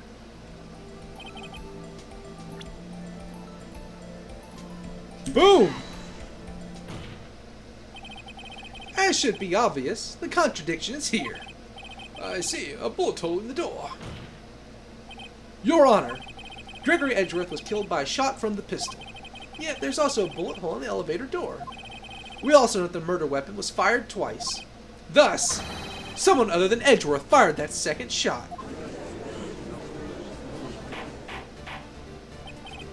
Order! Order! Mr. Wright, what are you driving at? It's simple, Your Honor. At the time of the incident, 2 shots were fired. One went into Gregory Edgeworth's heart, the other hit the elevator door. Remember that the defendant lost consciousness after the shot he fired rang out. In conclusion, we must agree that the second shot was fired by someone else. Mr. Wright, but then who could that someone else be? The murderer, of course. I knew I should have stepped in before your wild fantasies got out of hand. Mr. Wright, look once more at the DL6 incident case file. Look closely. Try the case summary page. The case summary page, that's page 1. Look what's written there. Not a single clue was found on the scene. If the pistol has indeed been fired 2 times, then the other bullet would have been discovered on the scene. He does have a point. That second bullet has never been found. Why? Because the second bullet does not exist.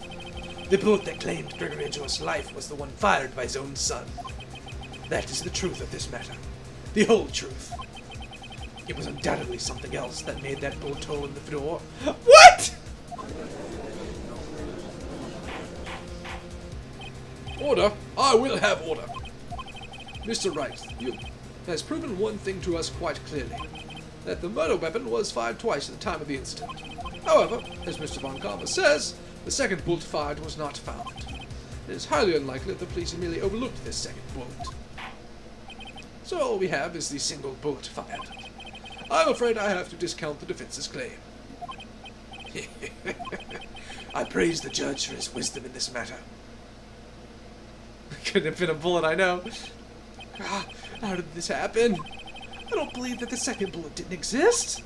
Was I wrong? Have I been wrong about this whole incident? What are you doing, Nick? Why are you raising an objection? I'm sorry, Maya. What? It looks like I was wrong. Nick, if the second bullet wasn't there, then all my conjectures are for nothing. No. But you said you'd do it, Nick. You said you'd get Edgeworth declared innocent. I'm sorry.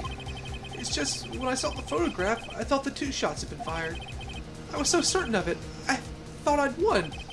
I thought there was another person, someone else who fired the killing shot. But now, I was wrong to think it could be that simple. This case is still unsolved for 15 years. Nick. Well, it seems that we have finally cleared up this incident. Only 1 bullet was found at the scene of the crime. That shot was fired by Miles Edgeworth. Precisely. I would like to ask one thing of Miles Edgeworth before passing my verdict. Have you been paying attention to the trial so far? Yes, Your Honor. Do you have any objections? No. No, I do not. So you killed your father, though that was not your intention? Yes, I did. Oh no! He's accepted the guilt! Very well. The statute of limitations on the murder of Gregory Edgeworth runs out today. Therefore, I must pronounce the verdict on the defendant today, right here. Right now. Indeed. Does anyone have any objections? I've been here before. It's just like my first day in court. There are so many things I know I should be saying, but my mind's gone blank. I can't find the words. Mr. Wright. We go for it. We just go for it. Objection! Your Honor! I object! Mr. Wright, on what grounds do you object? Oof. Nick, I don't know. His case is perfect. Oh no. It must exist. The second bullet. What? What did you just say? Nothing. The second bullet must exist. I know, the stinking finger wag! But where? Someone took it. It seems waiting is not going to produce us any answers from Mr. Wright. Wait, Your Honor. Huh? The second bullet. It existed. What? But we've just had proof that it did not exist. I realize that, Your Honor. Oh, I'm really grasping here? It's just someone took it from the scene of the crime. That's what happened. But who? The murderer. The murderer. Then tell us, just who is this murderer? I'm still thinking about that one. So the criminal took the second bullet. But why? Huh? First of all, how would they have found it? It's not easy to find a stray bullet, Mr. Wright. Was there some pressing need for the murderer to search for that bullet?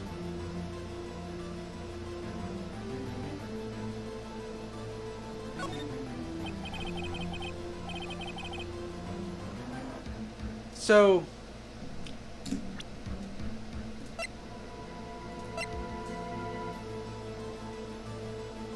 this has ballistic markings in it. The other one, what if the reason is because there was a different gun? And they had to hide it so that there were other ballistic markings. I mean, that's kind of what I'm thinking at right now. Whose possible reason could they have had? Well, the reason the murderer took the bullet away from the scene with them is The bullet would be proof. Maybe they thought the bullet would be used as proof. Proof? It was a special bullet, so they took it with them. If that was the case, then shouldn't they have taken the bullet from inside Gregory as well? Oh, that's true. It was fired twice.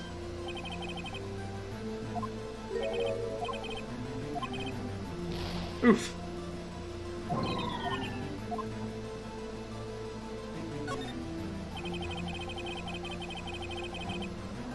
Why would the murderer have spent the time to look for the stray bullet? I haven't got a clue. What's wrong, Mr. Wright? Oh, yeah, The murderer had no reason to take that bullet. You don't want to admit it, but it's true. I had to take it. Had to take it. The murderer... What does that mean? You're thinking too normal. Think crazy. Don't think why the bullet was taken. Think why the bullet had to be taken. Mr. Wright. Yes, Your Honor. I have no idea what I'm doing. Oh, well, the murderer had no intention of taking the bullet from the scene. The bullet hit the murderer. That's why. The other bullet hit the murderer. But the murderer had to take that bullet. Had to, Mr. Wright. What do you mean? Well, for instance. For instance, what? Maybe the bullet hit the murderer. Ah! The bullet hit the murderer?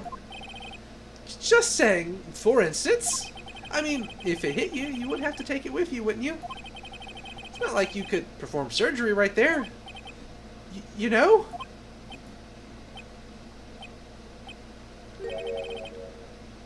Wait a second. I was just talking off the top of my head, but what if that's what really happened? Let me get this straight. So at the time of the murderer themselves was shot, and they left with the second bullet still inside of them, thus leaving only one bullet at the scene of the crime.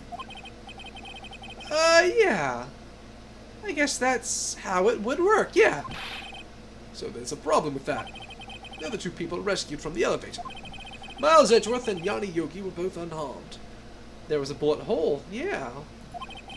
So that would mean the murderer came from outside, yes.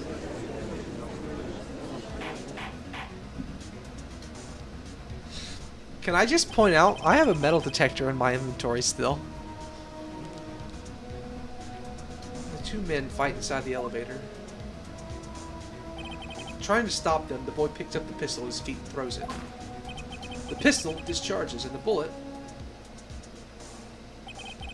goes through the elevator door and hits the murderer outside. The boy loses consciousness. Then the murderer opens the elevator door and sees the men inside.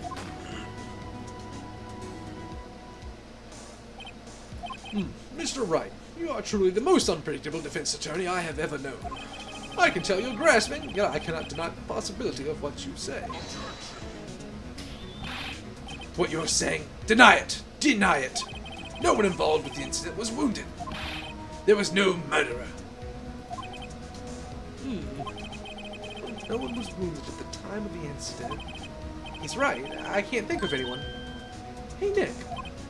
Uh-huh? I just thought of something. Really crazy. Crazy? Remember what Mr. Grossberg said yesterday? Oh! Oh! Somebody went on vacation! Yep. Gregory Edgeworth dealt a blow to his perfect trial record. How? It must have been quite a shock for Von Karma. He took a vacation for several months after that, you see. Yes, an unusual event for the man. That was the first and the last vacation he's taken in many years of prosecuting. What if Von Karma didn't take the vacation because of shock, but took it because he was injured? Which would mean, it could only mean one thing.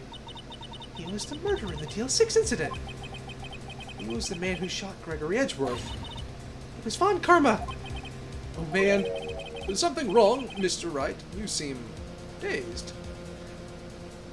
I know, it's great. That's what's so great about it is there's the push and pull between This is dumb logic. How would I ever think of this? But also, oh, I see what's going on.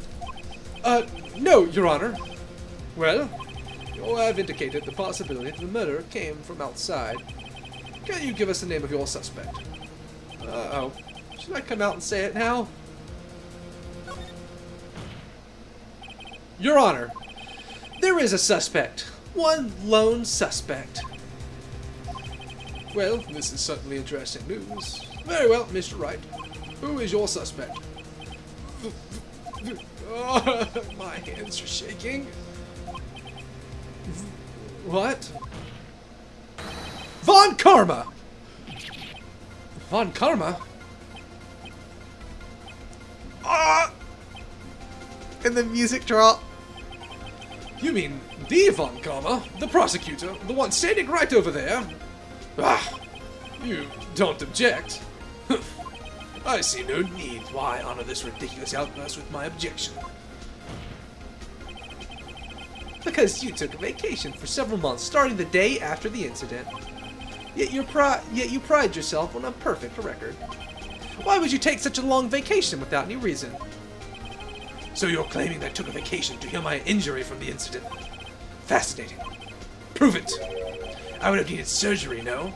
Where did I go under the knife at, Mr. Wright? Bring the doctor that operated on me. Have him testify. Nick, let's find out who this doctor is. It's no use. Edgeworth. I know Von Karma, perhaps too well. He's perfect. He wouldn't leave clues. He probably didn't undergo surgery. That would leave a doctor as a witness. Nobody's that perfect. So what, Nick? Did Von Karma pull the bullet out by himself? That's insane! No, he couldn't have. You can't just pull bullets out of yourself. Yeah! I have a metal detector. Wait. What does that mean? That bullet has to be somewhere, but where? Well, Mr. Wright, can you produce evidence to prove that I was shot? Alright, Von Karma, I'll prove it. And I'll even use evidence. I know you like it so much. What? The evidence that proves Von Karma was shot is... Boom! Von Karma is perfect. He wouldn't risk surgery, leaving an evidence trail. So then, I ask, where is that bullet now? I think it unlikely that Von Karma performed surgery on himself. You don't mean... I do. There's the possibility that that bullet is inside Von Karma. Is it even possible, for all these years? Well, there's one way to find out. We could use this metal detector. Well, Von Karma, I'm going to run this over you and see what we find. I refuse. You refuse? But refusing this means... You acknowledge that the bullet is still inside you. I love that, refusal is evidence of guilt. Let me turn the volume up on my end so I can enjoy this. Order! Order! Order! Your Honor, the defense requests we be allowed to use the metal detector. Judge, I call for a suspension of this trial. This is an invasion of privacy. The statute of limitations runs out on this case today. It was you who said we had to end it right here, right now. Enough. I permit the use of the metal detector. Mr. Von Karma, you will submit yourself to testing. Nick, what does this mean? I don't know, but we have to give it a shot.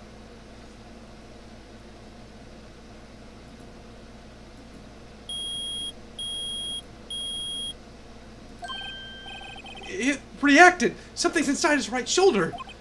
The bullet! Mr. Von Karma. You. It was you! I was afraid this would happen, and so I remained silent. Indeed, there's a bullet in my shoulder. However, it has nothing to do with this incident. What? I was shot in the shoulder long before the DL6 incident. I claim that the bullet in my shoulder has no relation to DL6. But Mr. Von Karma, can you prove that? Prove? No. I have no obligation to prove anything. It is Mr. Wright who must prove something here. Ooh, wrong button. Not I. Mr. Wright. Well, can you prove it? Can you prove that the bullet in Von Karma's shoulder was from DL6? Of course he can't. You don't have any of the DL6 evidence. That's because you took it all of the records room yesterday. With no proof, you cannot convict me of any crimes. So sorry, Mr. Wright. No, I'm the one who's sorry, Mr. Von Karma. What? You were close. One day away from freedom. But you see, I do have proof. Yeah, I know. Let Maya get it. What? Who would have thought you would dig your own grave trying to convict Edgeworth? I can link that bullet in your shoulder to the DL6 incident.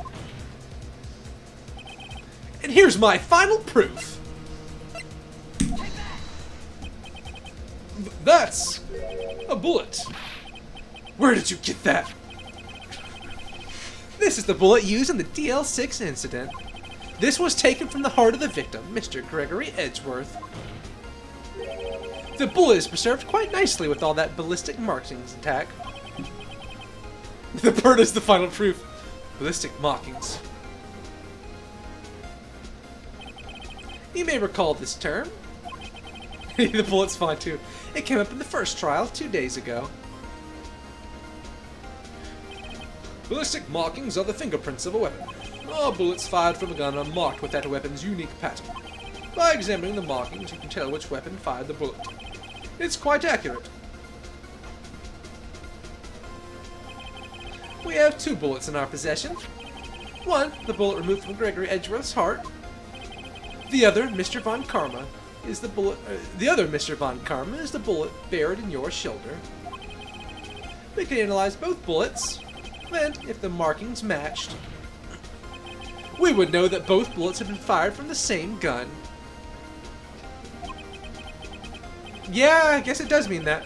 The very same pistol. In other words, the murder weapon that killed Gregory Edgeworth. Mr. Von Karma, you will let us remove that bullet from your shoulder, and we'll compare the ballistic markings to those on this bullet, and solve this case once and for all. Well, Mr. Von Karma.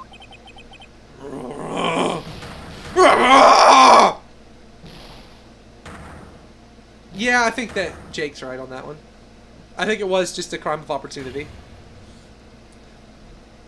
That scream. I've heard that scream before. Wait, I know!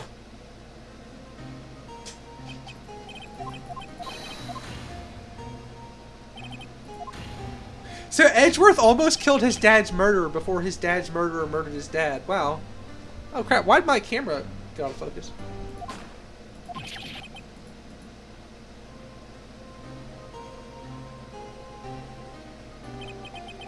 It's that scream I heard in the elevator 15 years ago. Von Karma, it was you who screamed.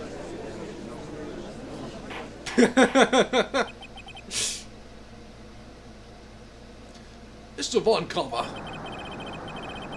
Edgeworth! Edgeworth! Only you would dare defy me! So it was you. You and your father are my curses! Your father shamed me with a penalty on my record! And you left a scar on my shoulder that would never fade! I'll bury you! I'll bury you with my bare hands! Death! Death! Nope.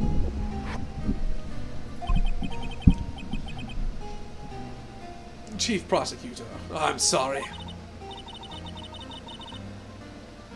Von Karma, it's not like you to make this kind of error. I never would have thought that Edgeworth would be the one to catch you. I was careless. I'm sorry, but you will have to be penalized. I've covered for you in the past, but not this time. Ah! Edgeworth! Edgeworth!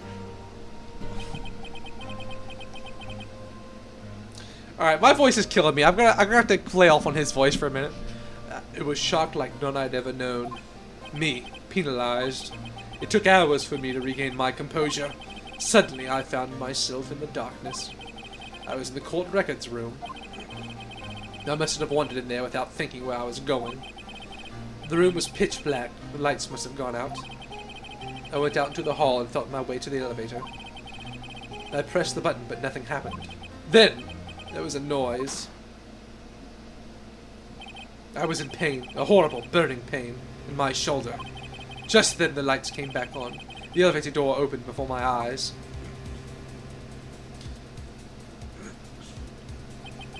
I saw 3 people inside, all lying unconscious from oxygen deprivation. Much to my surprise, a pistol lay at my feet. I knew then it was destiny. Don't you love that super cheap gunfire effect? In his last moments, Gregory Edgeworth was still unconscious. He died, never knowing who had shot him. Later, he spoke through a medium, blaming Mr. Yogi. He was fooled. It was the perfect crime.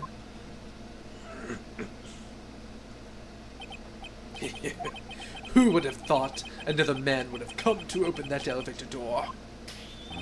Judge! What? What are you doing? Do your job. Bring an end to this miserable charade. Now, end it. Very well. It appears that we have come a very long way to the end of this maze. 15 years later. Mr. Miles Edgeworth? Yes, Your Honor. You were innocent. You are innocent. As you said, it was all a nightmare. Yes, Your Honor. This court finds the defendant, Mr. Miles Edgeworth, not guilty.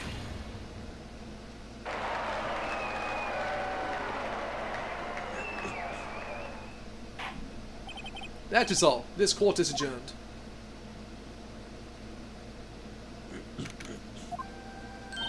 Nick, we did it! Did you see his face? Von Karma looked even paler than usual. He's pretending to be all cool, but inside you crushed him, Nick! Crushed! Yeah, I know, the confetti's great. I gotta say, I'm impressed. It was pretty close, though. Yeah, I'm wondering about that, too. I was sure we'd had it. I know, I was on the verge of tears the whole time, myself. But now it's all just a good memory. So, it's finally over, Edgeworth. Right. Yeah. I'm not sure how to say this. I know. Try thank you. I see. Thank you, right? You're welcome. I think we're going to find out about Von Karma in a second here. I think you could have done better than that. Sorry, I'm not good at this sort of thing. You got a lot to learn, Edgeworth. She's got you there. Whoop! Oh, amazing, pal! You pulled through just like I thought you would. I'll never forget this. I owe you one, pal. And tonight, let's party. Dinner on me. But you just... yeah, my salary went down a little bit this month, so you'll have to pay, but it's on me. But who cares? See, Mr. Edgeworth? You should take a lesson from Detective Gumshoe. Even when he's broke, he pays for stuff. That's how you say thank you. I see. Whoop. I feel foolish. Don't worry, take it a little at a time. You'll get used to it. We all feel foolish all the time. It's been 15 years since I've seen Edgeworth this unguarded. Hey, y'all! Lana, did you fail your drug test? Y'all were great in there. Thank you. Yo, Edgeworth, congrats! Thank y'all very much. I knew you were innocent from the start, of course. And just look at you. You wouldn't stick your hand in the cookie jar even if no one was there. You were the witness on the first day of the trial, weren't you?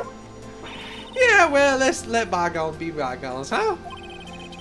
Speaking of which, what are you doing now, Lotta? Who, me? Oh, I went back to college. I gave up trying to be an investigative photographer pretty quick. Really? Oh, that's too bad. Huh? Isn't that the hot dog guy from the park? Huh? It's over, Nick. My life is over. Why the sad face, Larry? What happened now? Oh, Nick, I'm not long for this world. You don't look sick. It's Kianse. She's going to live in Paris. Paris, Nick. She's leaving me behind. Should have seen that coming. Yo, Edgy, there you are. Yes, here I am. Congrats, Edgy. Here's a little gift from me in celebration. Celebration? That's unusual for you. Harry Buzz, you can come along tonight too. My treat, pal. Huh? Thanks. Looking forward to it. Yo, Nick. That's the suit that questioned me. When he said his treat, that's not like boys talk for prison food, right? Right? I think you'll be fine, Larry.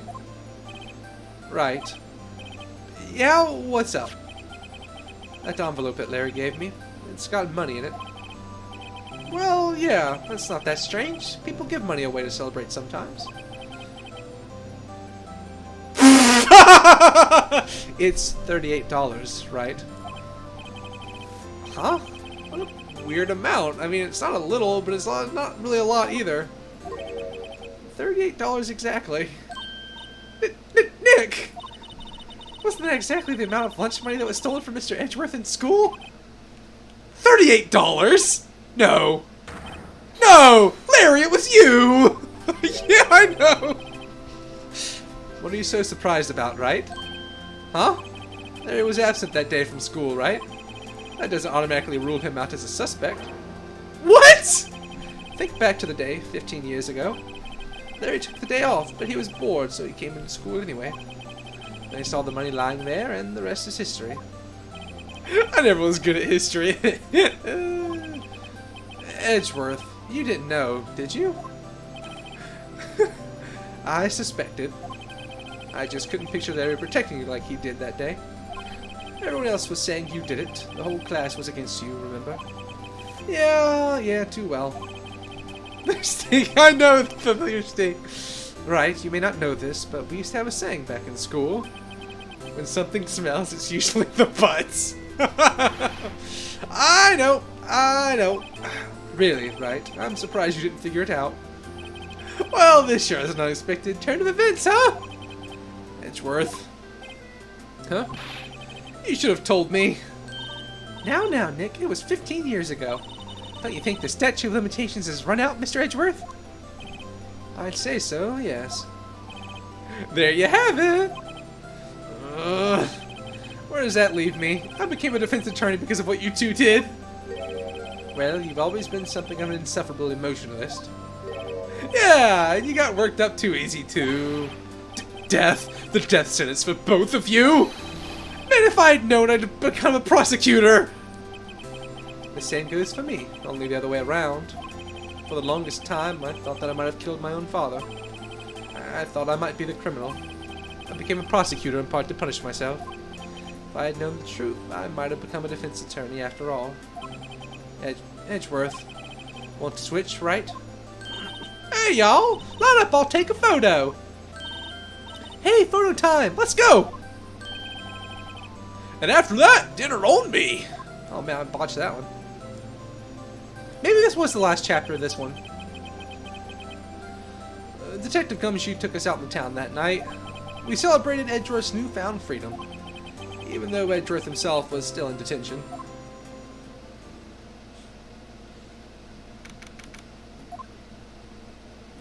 Edgeworth doesn't switch sides, but he becomes a good guy prosecutor. They actually had a spin-off game series that was similar but different, where it was like you actually would explore the locations, like you would walk around on like a not top down, but like what's the like a 3/4 view kind of thing.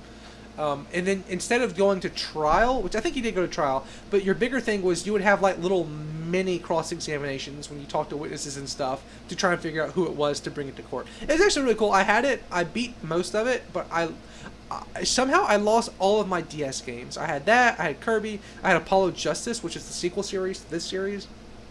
I had like a Pokemon game and some other stuff. I lost all my DS games one day. I don't know what happened to them. I kind of miss them. Oh, I went a little overboard yesterday. Oh, my head hurts. Huh? It's still only 5. Maybe I should go back to sleep. Huh? What's this? Letter? Good morning, Nick. You were really impressive yesterday. Seeing you, it made me think about what I'm doing here. I'm a spirit medium, in training, of course. I wanted to help Mr. Edgeworth, too. I wanted to help you, but I couldn't. I was useless. So, I've decided to go back to my training. I'll become a full-fledged spirit medium, for starters. I couldn't say it to your face, so I left this letter. Goodbye, Nick. They haven't said it here, but I am 99% sure that he does go to jail. Because that's why his daughter becomes the antagonist in the next one, because she's here to get revenge on you. Goodbye. Ooh, what time is it? Ah, the first train for the mountains have already left. To the station.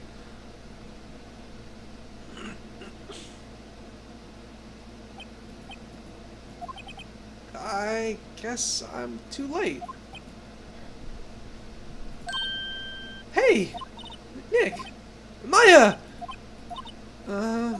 So you're leaving? Yeah, it's hard being a spirit medium and can't talk to spirits. And I think you'll do fine without me, Nick. Be good, okay?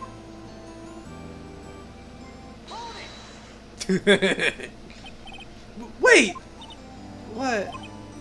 I never could have saved Edgeworth without your help. Huh? On the last day of the trial, I heard her. I heard Mia's voice. You heard my sister? Yes, only her voice, but still. It was at the very end, when I thought we'd lost everything. Well, that's my sister for you. Detective Gumshoe helped, and Mr. Grossberg, and even Larry. I'm the only one who couldn't help. I was useless, Nick.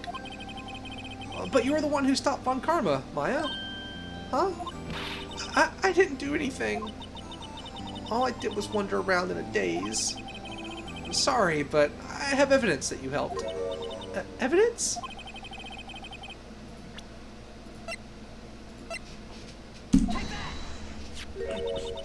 Bullet? Von Karma was convinced he had taken all the evidence pertaining to DL6. But you were the one who rescued the last piece of evidence we needed. This was the bullet that put an end to Von Karma. And you were the one who gave it to me. Nick. Thanks, Maya. I couldn't have done it without you. I'll be back soon. Huh? I'm going to complete my training and come back. Okay. I'll be waiting. Of course you will. You can't run that office by yourself. You're hopeless. I don't know about that. Maybe this was the last one in this one. So this is it. See you soon. Or see you soon, Maya. Maybe there isn't a 5th chapter then. That's fine. Oh, it's so adorable. Thanks, Nick.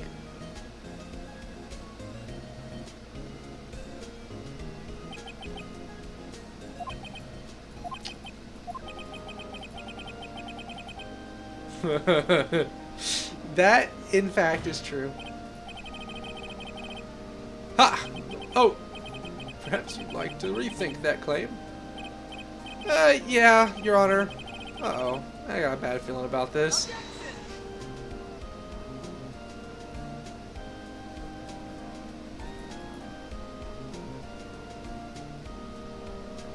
Oh!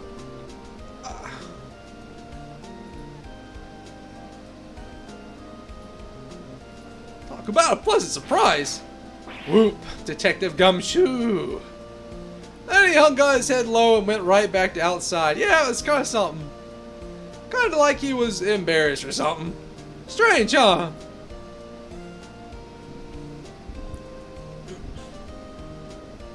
So here's the question for you guys. Do I move to the next chapter, or the next game? Or do I go back and play 1, 2, and 3 for you guys to see? Which do I do first? Because I can do both, obviously, but which one do I do first?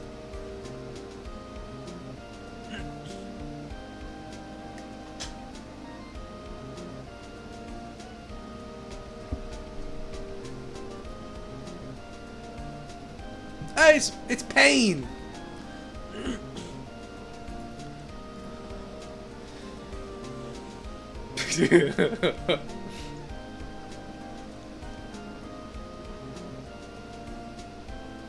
Personally, I would rather go to the next one.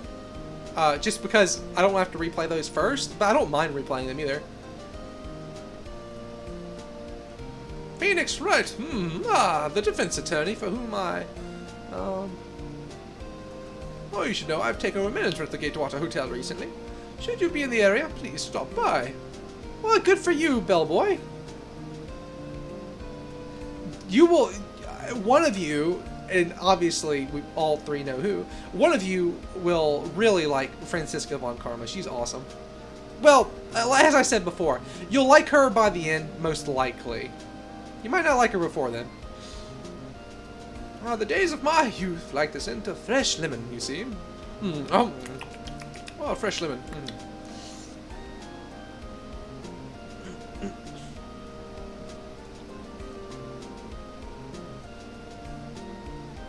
Hey, it's Wendy Oldbag. Her name is, in fact, Wendy Oldbag. Well, I'm not buying it. You can't be a star with a name like Phoenix. You know what there's on DVD, one of the box sets, so now they don't DVD if there's things with these days. Are we going to get to see? Are we going to get to see the little troublemaker kid? And the gorilla? It's the gorilla. It's Will Powers himself. I'm pleased to announce the Pink Princess is a hit. I sure owe that Mr. Right a great deal. And I'm keeping my face out of the public eye until the show's over. I wouldn't want to ruin any kid's dreams, you know. That's the defendant in the third case. Oh, the names are wonderful, and they just get better. They just get better and better. I can't remember her last name, but she's the assistant, the PA, and her name is Penny and then something with an A. Yeah, Will Powers is great.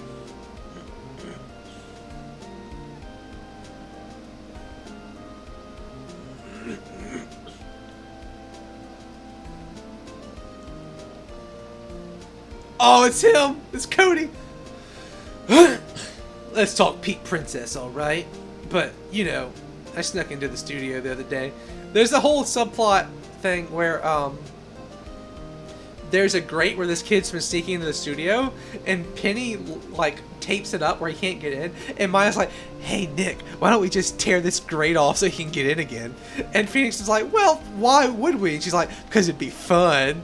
And then you rip it off, and it becomes important to the case. Yeah, I remember, right? The lawyer guy. Huh, me? I've been trained to be a paranormal photographer. You know that picture I took of everyone? Well, just behind them, there's a ghost! For real? Now that's talent. I'm going to be famous.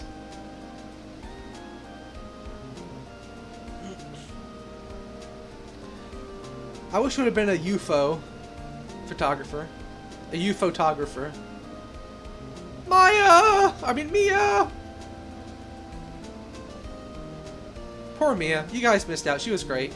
For her very brief time. So basically the storyline, I'll give you all that. Wait, what is this? What is this? There is an episode 5. Yeah, so what is this? Is this, so hold up. Right. He's attorney. Is this new content?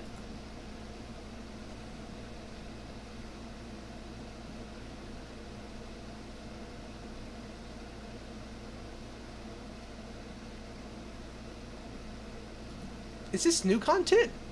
I don't remember this.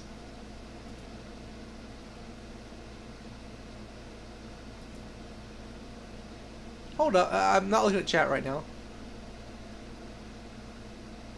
Yeah, I know.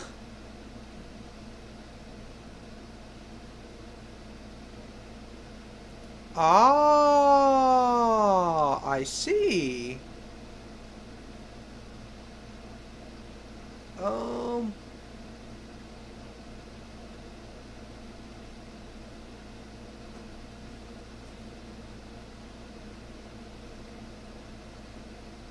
Um.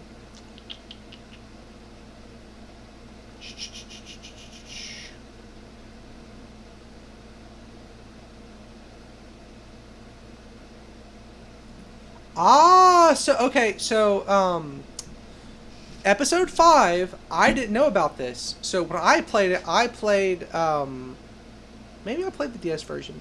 I don't think that I played this episode whenever I played the game originally. I'd have to ask Ben about that because he would probably remember maybe. Because this was not in the original version of the game. This was only in the DS release, and I don't know if I played the GBA version or if I played the DS version. Because I played it on his Wii emulator. This was like in, Lord knows, 2010 or something like that. So I haven't actually played this one. Also, I just looked it up. It is the second longest. It is a very, very long one. So I'm not sure if I'm going to do it or save it. Well, you know what? We're doing it. We're going to do that one. So the second one will come for later. So as a real quick, before I sign off, the storyline that you guys missed is that that's why. So this is new content for me. Awesome. So this will be the first thing we've done that I have never played. Well, his Wii was jailbroken. So it could have been. Anyway, less relevant. So the backstory, basically, just so you all know, in case it comes up again. The first case is Phoenix. The first episode is like a tutorial, basically. In each game, the first episode is a tutorial. And in said tutorial, you go against Pain, and it's the first one of this game is Phoenix's very first case, and you're with Mia, who is your mentor. She is like a super accomplished, like famous, successful defense attorney. Well, she helps you out, and she's really cool. She basically guides you through it and gives you advice and stuff. And she's set up to be like a really cool character. Like she's great. And then the first like real chapter or the first real story starts with her being murdered. And the whole time you're trying to solve her murder, and she possesses Maya's body a couple times to chat with you. But that's kind of the big thing that y'all missed. So the second one is figuring out who murdered her and why. And it's also related to DL6. And then the third case is unrelated to anything else. You're figuring out who murdered this actor guy. Yeah. But my throat's kind of killing me. I'm tired. It's how long have I streamed for today? How long have I streamed for today? This was a 2.5 hour stream, and the other one was a 2.5 hour stream. So it's 4.5 or so hours of streaming. That's not bad. That's not bad. So we're going to stop there for now. It was 3 hours. Oh, wow. So I've done 5.5 hours probably. Okay, nice. All right, so I probably won't stream tomorrow just to give my throat a break. I am off on Monday, though. I might stream again on Monday. We'll see. Or I'll play games if people want to play games. But I want to take a break because I need to rest my throat. So that's where we're signing off.